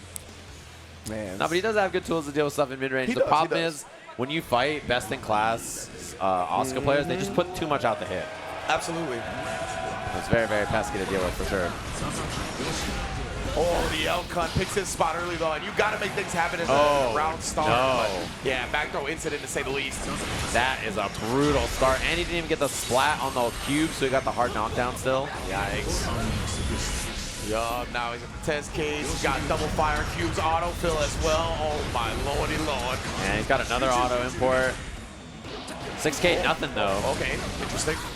Yeah, he got wall break here. He's got super, he eats, and then breaks with the dash barrel. Every time. But yeah, like you said, another autofill is there, but he needs to buy his space, right? Zando, oh, the guard break actually pops him up. Doing it on the fadeaway air backdash. Oh wow, what a block. Really Cross up, great. tapped us. Big cubes out. YRC to the other side here. 6P as he tries to land immediate. Ooh, but he actually got the first out in time. Yeah, that was going to be a lot of damage on that. I wonder if Pata's going to offensive burst. Yeah, I was going to say there was a chance there for him to just burst and hold the corner, but it was kind of committal, so I'm not surprised he didn't go for it. Set point for Zando so quickly here. Yeah, great stuff from Zando, and then an instant block right there for the back throw. Put him in the corner again. Oh, he tried to make him read the scripture on Sunday. 2K, RTL, this is a wall break. No stamina here for the pressure, but Pata has Wild Assault to extend. Oh, doesn't spend it, actually. Yeah, a little surprising in that instance, but he is locking him up pretty well. He saw the MD, so he canceled into the L-cut. I like that a lot. On the barrel, no mana. That's a kill on the 2-piece, just like that. The lead in an instant here. Patachu, he's one more round to put a full game on the board here. Zando, you know, he's sniffing that top 3. He wants it. Well, the teleport timing was so good right there from Zando, knowing the cancel was going to come out. He's got an overhead on deck as well. Oh boy, help! He's stuck. What a whip, that was a chance, but he wasn't quite ready for it. What a block. And then the DP after, he knew Zando was going to keep taking his turn. Wow. Swings, ran into it. Oh, he had 6P out there too. And he tried to beat the burst actually. That's huge. Now a chance. Overhead barrel. Decent damage here. Yeah, suddenly very, very winnable. Zando on no burst as well. Deflect shield because he knows he's not going to build it. Here with the 2D instead of the staircase. What a goddamn block. Oh, the 6P again, and Patachu survives all of that, blocks it out. The defense immaculate. 2-1 now, stays alive. France feeling alive here, of course. That was a lot of really clutch blocks to survive that kind of interaction right there. Zando with teleports and jump over and cross-ups and all kinds of stuff that you had to deal with. My goodness, bruh. Immaculate stuff, but does get him on the cubes early. That's going to let Zando set up. Yeah, and that's the problem is if you lose the round start and then he gets to do this, it's so brutal. Yeah, staircase. He has another staircase cube. He's got the gravity staff as well. Oh, my. Yeah, he tried to beak, and then he just got clipped, and he burst, and all the cubes are still there, too. Help! Yeah, while the gravity staff is out there, the burst never is a good idea. Oh, man. Brutal start. He lost the burst. Oh, big back throw, though. Threw out the dust and looked like another throw. Uh-oh. Goes low. 2K, 6P, mix time. Trade on that is not so good for Pata, and I love the air dash BRC from Zando. Really tough to anti-air those. Zando now on set point. Patachu back against the wall, backdashes the overhead, stuffs the cube, but that 2D is so annoying to deal with. Yeah, baited. 2 big punish chance here. Only got 1 hit on the yellow cube, but he still got the juggle. Damage from the floating cube, and now combos into the super. Gonna reload here. Wow, dashes in. Huge chance he had the close slash attempt. I like it. 5K might have been safer, but unfortunate there. Pata with the big drop. He tried. He got the flex shield. I wonder if that was a throw even. It might have been, honestly, in the cross. I messed him up. But we get a throw. We got a chance. Let's cancel Elk. BRC. He has plus frames now. Oh, and he got the whip. Unfortunate. Zando with the 2K 2D, sending Patachu out of the tournament in 4th place. Impressive stuff, though, and what a run from him.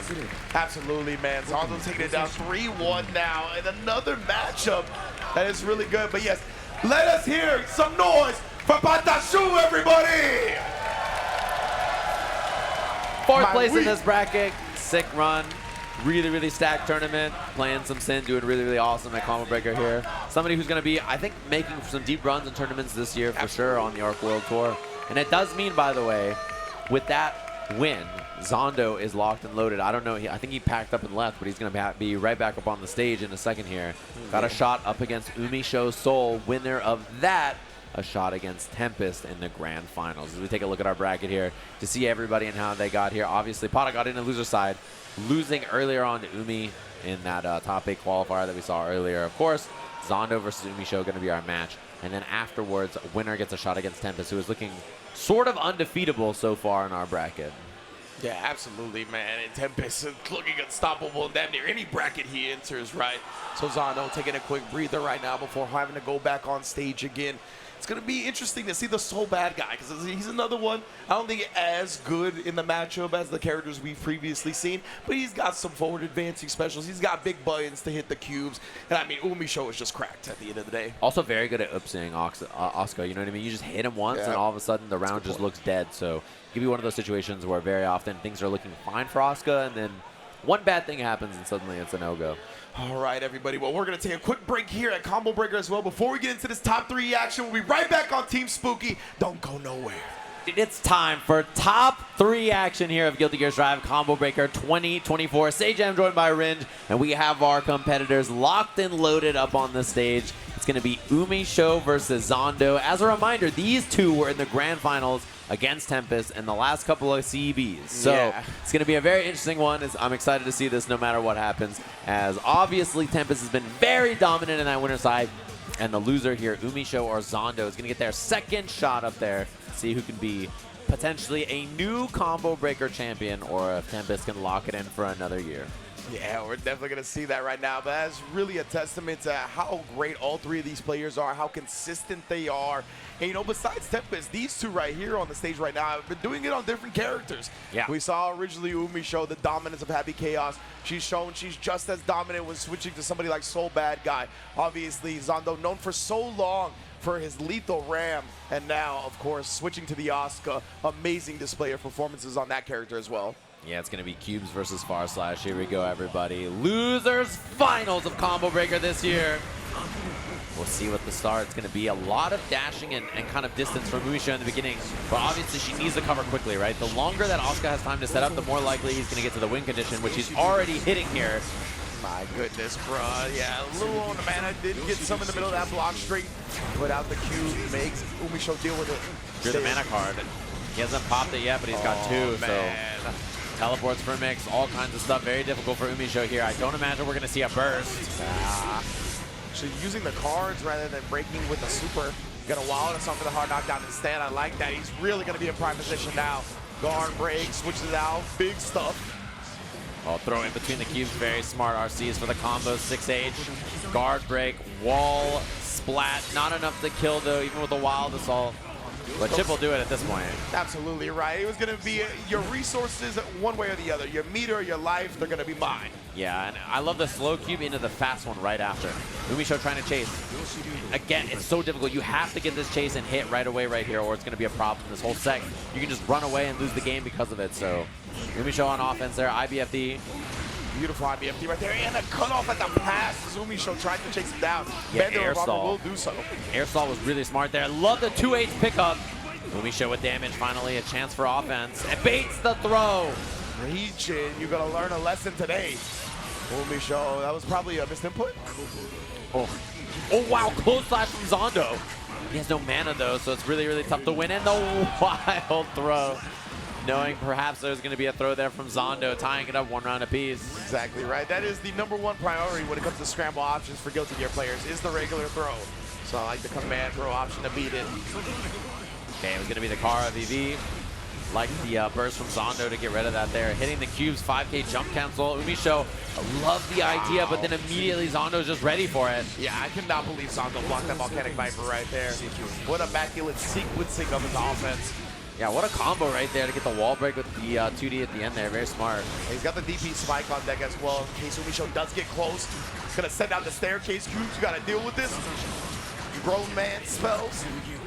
Yeah, and whiff on the DP, and it was gonna be super right away, so she gets the burst. Yeah, the burst is out. Oh! He recovered in time to RC after the super? Wow. Did he already do it beforehand, maybe even? That was wild. I'm shocked that that even worked. Same. I thought as soon as we saw the burst cinematic in, he was going to get blown away, but Zando 1 step ahead once again, just as he's been all top 8. Yeah, I'm shocked that she didn't get that there. I was pretty sure that burst was going to be good. Yeah, absolutely. Fire cubes out once again. We got the teleport behind it if he wants it. Loaded up on the cards. Ooh, and then baiting out the DP. Yeah, dancing on the GP, doing a really good job of that so far. And UMISHO stuck on defense here, gonna cycle through the cards, has lots of stuff to throw from range here. Staircase cubes again, back to back with it. Oh, that was so messed up, the fuzzy. Oh, and even dodges the vortex. Help me, man, I just want to play the game. Truly fighting a high level caster right now. But this man, let him know he's free.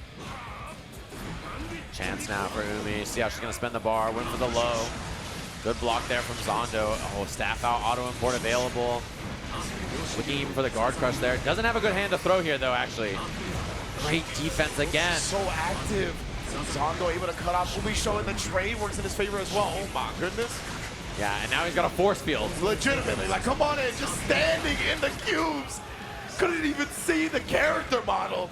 Good luck reaching your hand in that jar. Yeah, not gonna happen. Dashing 2P. And I love the chase down from Zando around start, trying to get a block to happen so that it gives him time to cycle his cards. What an anti-air. Again, Kara cube. The straight stabbing at him with the cube. Fire cubes come out, actually whiffed. Chase down. Time for UMISHO. Love the confirm, by the way. Trying to take this distance back. Look at, she's just trying to make her way in, but Zando so good at picking a win to just poke out with normals. The reversal just gets stuffed by the gravity cubes. The burst just gets stuffed by the gravity cubes. And already going to be cycling. There's another staff available. Throws it behind, and now just going to be spitting cubes out onto the screen. The slow cubes. Cycling again, has tons of resources to work with. Gets the mana back. Throws another, teleports available, cycling again, has mana card and lots of cubes to shoot. Guard crush, teleport still available, there's the YRC. His hand, I cannot believe somehow UMISHO survived all that. Now Zando only has 1 spell, this is a good position for her. She just needs 1 more big hit here, burst available for Zando as well. Dashes in, takes the back throw, that's the kill, 2-0 Zando. Good stuff right there. Because, you know, Souls like to test with the Volcanic Viper after the block Bandit Breaker sometimes. And, of course, throw will beat that as well. Yeah, I dashing like throw is super smart there. Yeah, covers a bunch of different options. Very smart from Zando after that one. And, yo, this man is really on a mission to get into Grand Finals right now. Yeah, and, you know, he has to crowd fund whenever he travels and stuff. So it's cool to see him make it so far in this bracket. Happy to see him having a lot of success, doing so well with the cubes. Absolutely. He don't got no acronym in front of his name, but he is sponsored by the fans, the peoples of Guilty Gear. Big call out there from UMISHO. Finally lands one. And you got to send it with more stuff like that, probably is my guess. You know, she's going to make an adjustment. That's one place to start.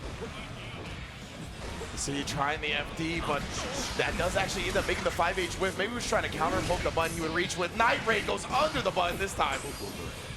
The RC, oh, what? I like the delay chance there. Maybe trying to catch a throw or something. Yeah. Oh, no. Oh, double mana card. Wow, actually, it was brave enough to set up right there in her face like that. And then the media, the Leech of Life bar. UMISHO, Signs of Life. Yeah, that close slash was definitely going to strip as much life as possible. Pretty rough spot there for Zando.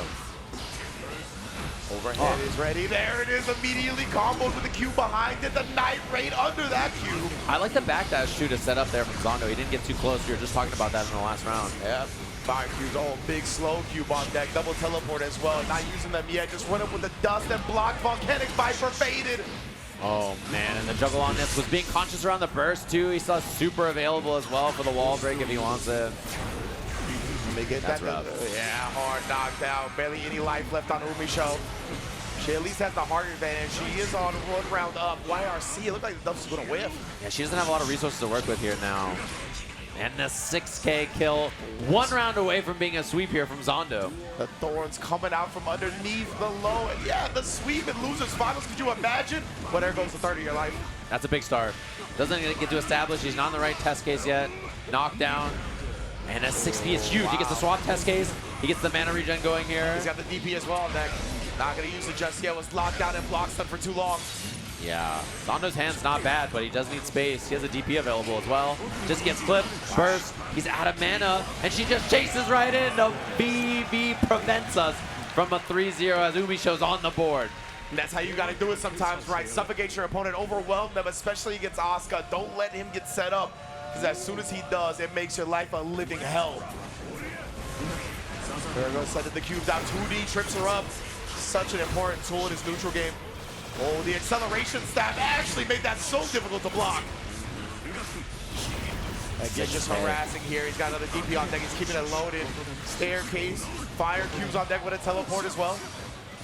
Little whiff, but Zando got out unscathed, which is what I think he wants there. Wow, so much range advantage there. His hand is weird. He's got to reload, and he finds, honestly, not great cards. Teleport plus auto import. Now he gets space to use the auto import, so it's a lot better.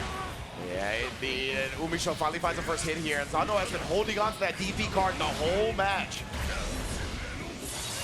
Let's see if he's going for the break. Still waiting for the save jump. Not even on the block streak, just gets thrown anyway.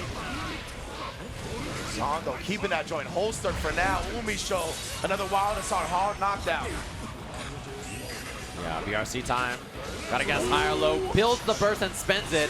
There's not a lot of mana, though, for Zando. We'll have to see what the mix-up chance is going to be here. Close slash, catches the backdash. Doesn't have much to confirm off of it, though. And the bringer. Oh, he tried the DP finally at the end as well, but the bandit bringer too high in the rafters. Yeah, he's holding that card since, like, the very beginning of the round. Legit. And UMISHO, I think she did such a great job playing around it as well with, like, the RC setup, really making sure his inputs aren't going to be able to come out because he's locked down. Man, not getting a hard knockdown on that wall break, man. There's so much space for Zando to establish here.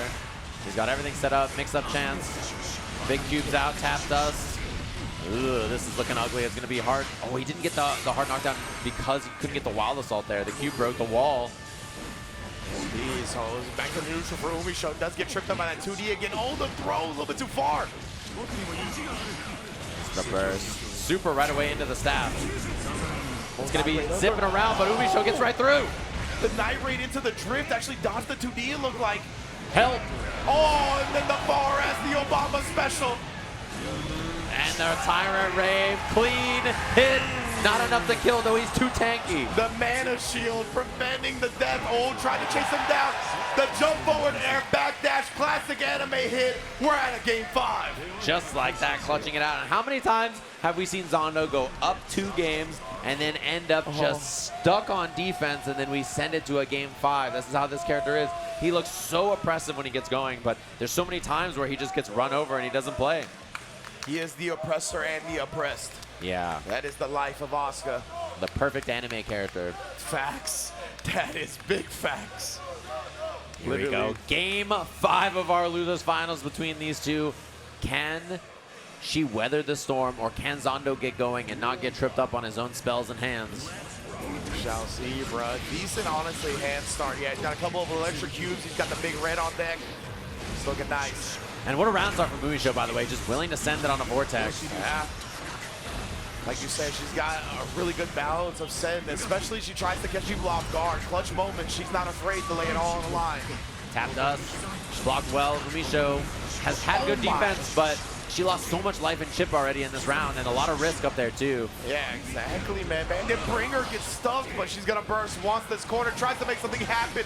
What a dash back throw after blocking one far S. Yeah, Cube throws it into there. So I like that mix up a lot from Zando, and the back dash was really clean as well. Multi-cube overhead hits. Brutal spot there. Round one going for Zando. Set point to get into this grand finals. Ridiculous, just overwhelming pressure right there. UMISHO couldn't find any room to breathe. Big Red sends it to the corner. And he's got the flame cubes. Actually let him go a little early. Auto import available, staff is available, teleport's available. What a jump P air to air from Zando. That's gonna be a wall break. Incredible stuff again. Now hard knockdown. Teleport on deck. The autofill is also active. He's got to be wary of his mana though. Got two teleports and a guard crush. The guard crush clips, and I love the super right away so that she can't burst. Very smart, locking her out of the gravity, keeping her from getting all the way to the wall. RC, and what an air-to-air. She's got a chance, but not a big combo off of it. Very unfortunate drop. Zando trying to chase. He doesn't have anything offensive in his hand, by the way, so that's why he's swinging with the normals. Oh, the Bandit Bringer finally connects. Takes him to the corner right here, opens him up with the wild on extension. We gotta spin it one more for the hard knockdown. We cannot give Zando a chance. It also stripped the burst. He didn't have a chance to do it because of that. Burst is about to build for Zando as well. Mixed up chance, goes for the throw. One more guess. Does he burst or not is the question here. Does he get the close line, but the jump back's gonna be the kill. Zando eliminating UMISHO from the bracket. And the discipline from Zando right there, right? He was like, I know this combo isn't gonna kill. I'm gonna weather the storm. I'm gonna make the defensive choice once I get to neutral again. What a way to clutch it out. Is that France? I think so. Chanting It's Zando? It's like half of France. Yeah, they're like, we'll count that. That's the putting the MEA in the E. That's how it works. Yeah, straight up. I like that right there. Chanting for him. So grand finals again for Zando up here against TempestNYC with the Asuka cubing it up, seeing if he can draw into the heart of the cards. His deck clearly has no pathetic cards. Absolutely not, man. He has been immaculate since top 8 has begun, and I want to see this bracket and take a look at his run to get into grand finals right now. Starting in the losers, right? Defeating Slash, defeating Supernoon, defeating Patachu, defeating UMISHO. An incredible run of who's who when it comes to Guilty Gear Strive to face Tempest, who I consider the most consistent Guilty Gear Strive player on the planet. Yeah, EVO finalists, you know, EVO champions, ARC World Tour finalists, back to back to back to back to back, and then now suddenly here in the grand finals for a shot against Tempest, who has looked really composed so far, and these two have played a bunch of sets in this game that have been very close as well. Man, and Zando, he's been going through the gauntlet of different characters, right? Now he's gonna have to go up against Leo, another character that's got some decent abilities to stuff the cubes, get in Zando's face, but that has not been the issue. He's been able to weather all of those storms, able to get around all of these characters and establish W after W. Yeah, and at this point too, right, Zando's got to be feeling pretty hot. Yeah. His hands and brain and stuff, it's hard to play a character like this for kind of a long-term situation, but he's been staying nice and sharp through all of this, clutching it out in Game 5 after Game 5. He's played so many Game 5 sets today even too, That's right? facts, yeah. So, you know, if he's got that feeling, he's got that momentum going, we'll see whether he can still play this character at a high level after a really demanding top 8 from him. It's like a really fine balance with a character like this, right? Like where you want to be warm enough so your APM is really high, but when you do that too much, you start getting burnt out, the fatigue starts kicking in. Right. But it hasn't really hit that point yet for Zando. He's looked so sharp, the movement has been crisp. The spell slotting, the spell cycling has been crisp. Everything is still looking really good. Tempest, on the other hand, of course, has a grand finals winner's side advantage. So, I mean, Zando has to go through 2 sets in this one as well just to get that championship. Yeah, and it's really, really hard to get Leo off of you with this character, as it is for a lot of characters, right? He just does not have a lot defensively, and he can just sequence after sequence after sequence very easily and strip mana from you, better than almost any character once he gets going. So it is very, very difficult in that, and we'll see how Zando manages that. Obviously, his defense has looked incredible so far. Whether he can keep that up against Leo Whitefang is another question. All right, everybody, let me hear y'all. This is Combo Breaker 2024 Grand Finals for Guilty Gear Strive. Make some noise! That's what I'm talking about, baby. Heaven or hell. These two. Look at, oh, my man Tempest is filling it up there, too. He's mimicking the motions. We have two players right now in the zone. Grand Finals winner side advantage for TempestNYC, by the way, who is a combo breaker champion, of course. Used to this stage, played up here many times. And we'll see if he's able to clutch it out one more time. As he gets that early start, forces a burst. Dashing in his business, right? No personal space for you, bro. Again. Yeah. We see it. That's one of those cancels that just gives him all that space. Oh my god, he's out of mana. He does have good stuff to throw. He just needs space to do it. Yeah, the big, oh, just 6 Ps and then berserker slash cancels. This is exactly what we're talking about. Oh, the overhead as well, opening him up early. Tempest, looking like a beast that cannot be stopped. Yeah, and it's very, very difficult to get your mana back and fight out of positions like this, although that is a good start, close slash 2H. Knockdown here, reload the hand. He's got a couple of teleports to work with, playing a little bit of mid-range, and gets eaten alive by that classic Leo 2D. First round on the board for Tempest. I wonder, does his 2D go over Asuka's 2D? Maybe, I'm not sure. If that's how that interaction happens, that's very scary for Asuka. Yeah, that could be very spooky. Burst back for Zando, though, which is a pretty nice win. He's going to spend it before the hard knockdown comes in, before he gets to deal with a positive bonus. And look at these big fireballs. He has fireballs so Sonic fast, boom. bro. Who Back to cares back. about your cubes? Leo has it all, man. His neutral is so good. He's really, really strong at dealing with positions like this. And the mix is just an absolute disaster as game one clean for Tempest. Man, running away with it already for a 1-0 convincing start to the set. Both players rematching real quick. And he makes winning tournaments look so easy. Doesn't a 6P clash at the round start? Good reload, though, from Zando there. A couple of teleports, auto-import available. Teleports up. He's trying to just use this to buy time. He gets out of there. Legitimately, right? Get away from the fireball game of Leo. Trying to overwhelm him in the corner now. Dust connects. Wall splat, wall break, hard knockdown. This is nice full mana with some good spells as well. Fire cubes overhead is there. Oh, yeah. Long range overhead clips him.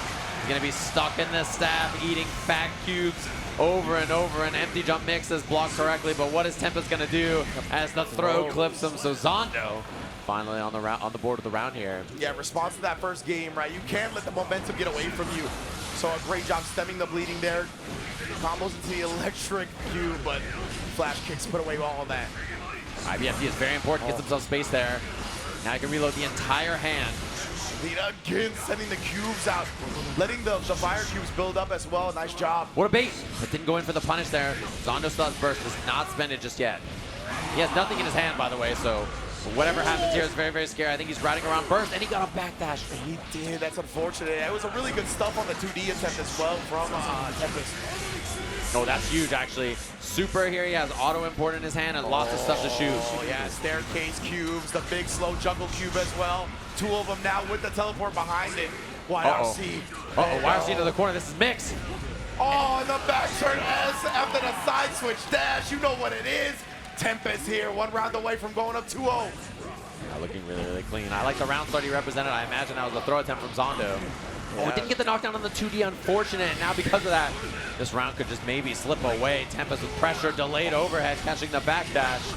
You ain't going nowhere. He's locking you down. He doesn't care about the FD either. Wall break with the hard knockdown. Zando right now can't find any type of defense. Super to lock him out of the burst attempt. Yeah, and now no mana.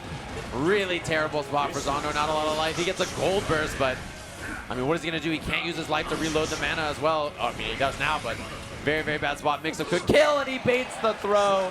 2-0 to TempestNYC. That's what we talk about, right? The power of the flash kick RC. You bait something not only to get put into a mix yourself. Tempest one game away from going back to back. Yeah, and who can beat this guy if this is how he's playing in Grand Finals? Dumped his hand and then refilled it with that card in the first test case. So now Zando has a lot of resources to work with in the new shiny test case. Looking much better here. Played cube combo all the way down. Let me get some more cards. Auto refill, not gonna go to it just yet. Does now, and he got a mana card as well. Yeah, good draws. This is actually a very, very good looking round for Zando here. Oh, the gravity, the cubes all around. YRC clears the screen though. Beautiful timing from Tempest. Tried to go through all of that, but Zando stuffs him on the other side and stays alive. Very, very important there. And that's the kind of round snowball that you need for a character like Asuka. You know, without that, you can't do it. Wow, what a block on 2D overhead. Ridiculous. Really good awareness on Asuka's hand. It's not easy to do that without counting the cards. Yeah, block switching like that. Does get confirmation this time. Look at that again, though. Stuffed in the cube, getting the Berserker cancel. He's trying anything. He wants to make contact so he can throw the cube on block. Nice. He slides right through to Zando. Very smart. That Magneto dash, bro, with the BRC down forward. Double auto important. Probably not what he wanted, but he can cycle through it anyway. Exactly, that's exactly what he does, but gets blown up in the middle of it. Zando trying to hold on to this round for dear life. Yeah. Bursts out, nice job with the air stuff. Ooh, and again right before he comes through. And interesting Zando swapping test cases there for a second, too. I'm impressed and surprised by what he went for. Almost dropped the headphones. All right. Zando with a smile on his face now, gets a dub on the board. Not going quietly into the night. Okay, oh, nice IPSE from Zando. He knows he needs that space to get established, to get started. Big red on the other side. Yeah, that is a huge side swap. Corner position now is really, really good. He gets out, but I mean, Zando's still really, really good spaced out. Got all kinds of pressure, sweep lands. He's got mana again, teleport again. 6H combo on this, reloads everything. Oh no. He's got a guard break, but he needs the space to use it. And you know, Tempest is not going to try to give him that opportunity to get super for the hard knockdown. Zando 100% tension. How are we going to use this? Very little mana though. Yeah, he has mana regen, thankfully, so it hasn't hurt him too bad just yet. Then he gets baited on the throw. That's going to be the kill. Set point for TempestNYC. Indeed. One more round and Tempest is the tournament champion. Let's see if he can close it out here. Zando can really dig deep in the heart. Huge jump burst. Had to. That was a good spot to find it. Look at that projectile just decimating the slow cube. Fire cubes as it gets close. Uh-oh. Good for Zando now. He has some space at least to work with. Nice air-to-air. Tempest was trying to jump P. He can reload right here. Juggling this man up. Great block. He put himself in the corner, though. He doesn't have a lot to shoot. Okay, he's cycling. Like what he sees. Yeah, we got staircase, we got fire cube, staircase with the gravity dash back. Opens him up and combos into the super. Zando is alive. Tying things up in the round here, so we'll have to see if he can clutch this out. His hand starting here is pretty solid too, actually. He has overhead for Mix, and he just immediately does the overhead. That gives him a side or a swap into the next test case. Now he's got teleports for Mix. Guard crush here. Overhead again, and he is mixing. I love this. Such a big life lead already for Zando. What a way to start this round. Double teleport. He needs some cards. They're going to benefit that, though. Yeah, he can't really mix up here. Which is a little scary. Nice backdash to BRC. Where's the burst? He does find it. That was clean. And, of course, the slash coming through. Delete that space forward, advancing hitboxes. Oh, yeah, he couldn't eat that. He didn't want to eat that at all. No, and he just finds a jump in. And he goes for the super. I don't know if this is enough to kill, but it's very close. It's enough. Zando tying things up. Just like that. A set that looked like Tempest was about to run away with it. Zando reaching deep in the clutch G. Back to character select. Having a think. Like you said, right, this has kind of been Tempest's MO. We've seen in these close sets, like we saw with Supernoon, take some time in this game 5 before establishing what he's going to do going forward. Yeah, and making these critical adjustments has been very important. Both of them have had to do this, right? They played some game 5s today. And when you're going that distance, you got to make that adjustment after your opponent gets a couple of games here. It's a big one as he can start to slip away with it. Potential reset game here or championship game here at Combo Breaker. Ooh, trying to get the whip punch with the 6P going. Definitely tough to do so. Lots of respect being shown from both sides. Don't start this. God. This is a terrible start for Tempest. He's got to land a hit quickly before this snowball's out of control. 6H hits him. Hit him with the scripture.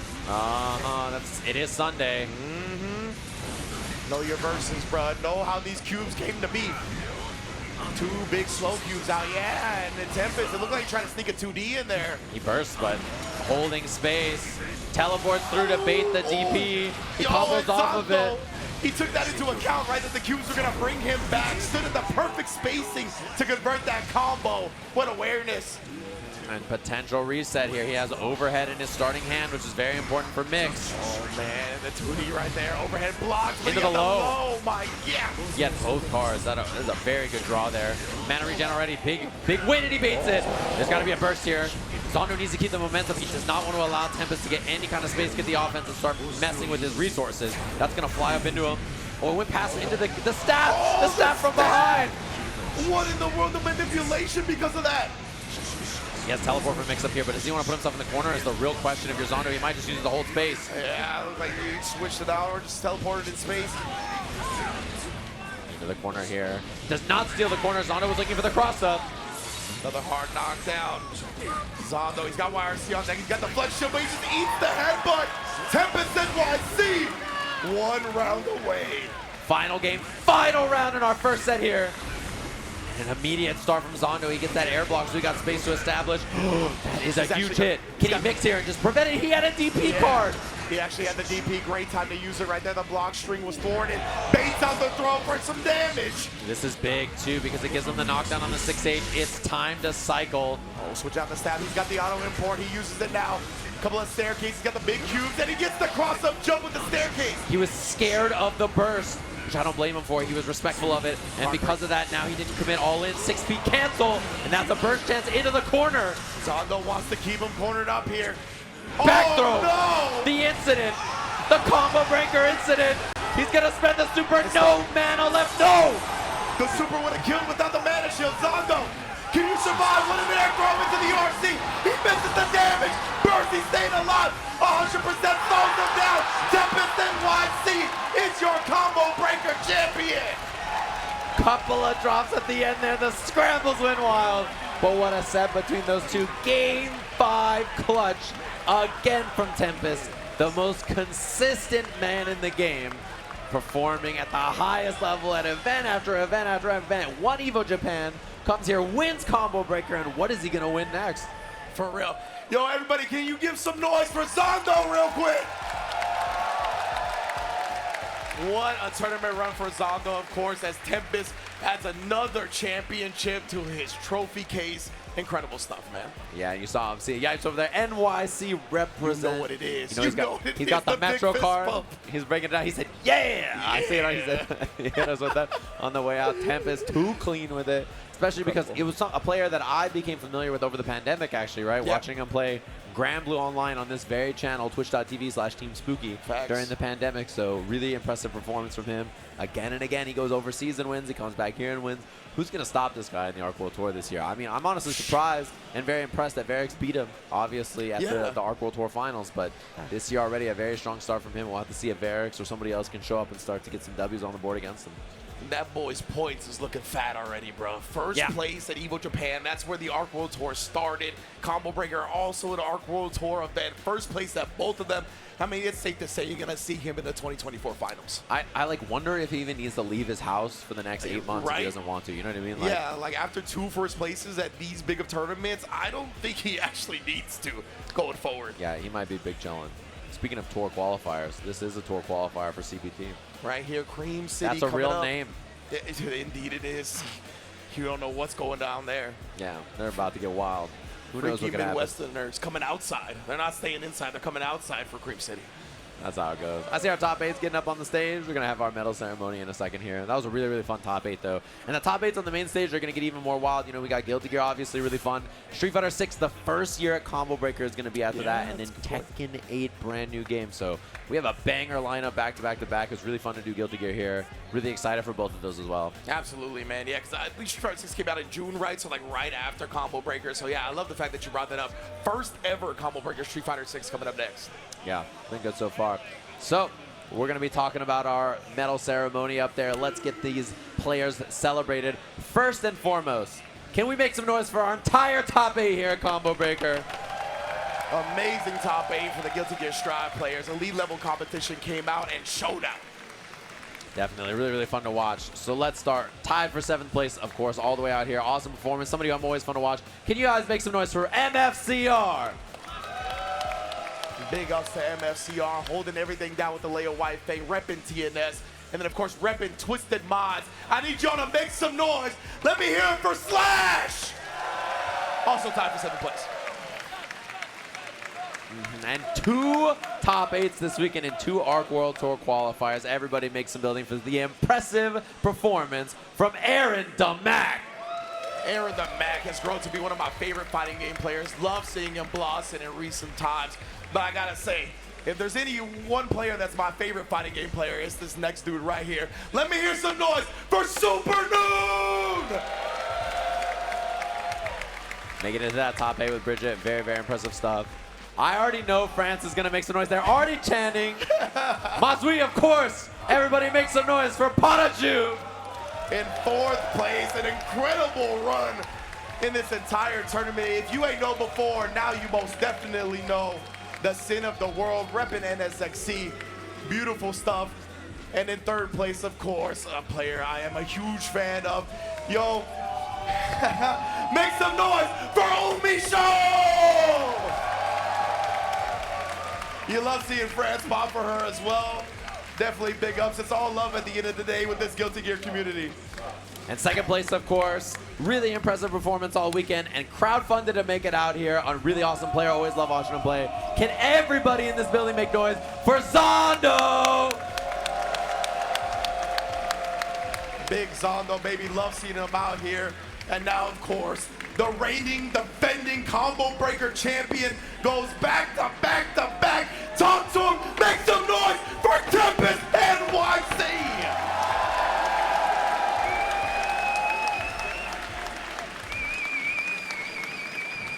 This guy's pretty good at Guilty Gear, huh? Evo Japan, combo breaker, whatever tournament he wants to win next, I'm sure he could do it. He's got to lift that trophy up. Damn, that's a big disc. Damn, for real, though. Let me hit it. Yeah! Champion once again, bro. Tempest.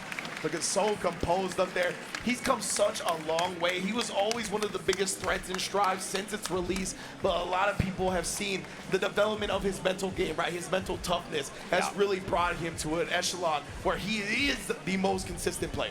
Yeah, and we always talk about that results. I mean, especially the top 3 that we had up there in general. Yeah. They've been really consistent at basically every event I've seen them play at, so I really, really like to see all of them play. And the match for this game are always really good. You know, it's fun to watch all the tournaments. Our World Tour just kicking off over at EVO Japan. Matches have been super sick already, and we're gonna get a top 3 photo up there, it looks like, for our top 3, which they always do, which is really cool. But yeah, I've been really enjoying watching the season so far. I'm excited for Slayer, who comes out in just a few days. That character looks like a goddamn menace already. I'm really worried about that character and excited to you know, fight against him and fight as him, play some Slayer for a bit. But been really good. You know, obviously we're gonna have season 4 characters and stuff like that pretty soon. This game is really, really fun. Definitely recommend checking it out if you haven't played some Strive already. And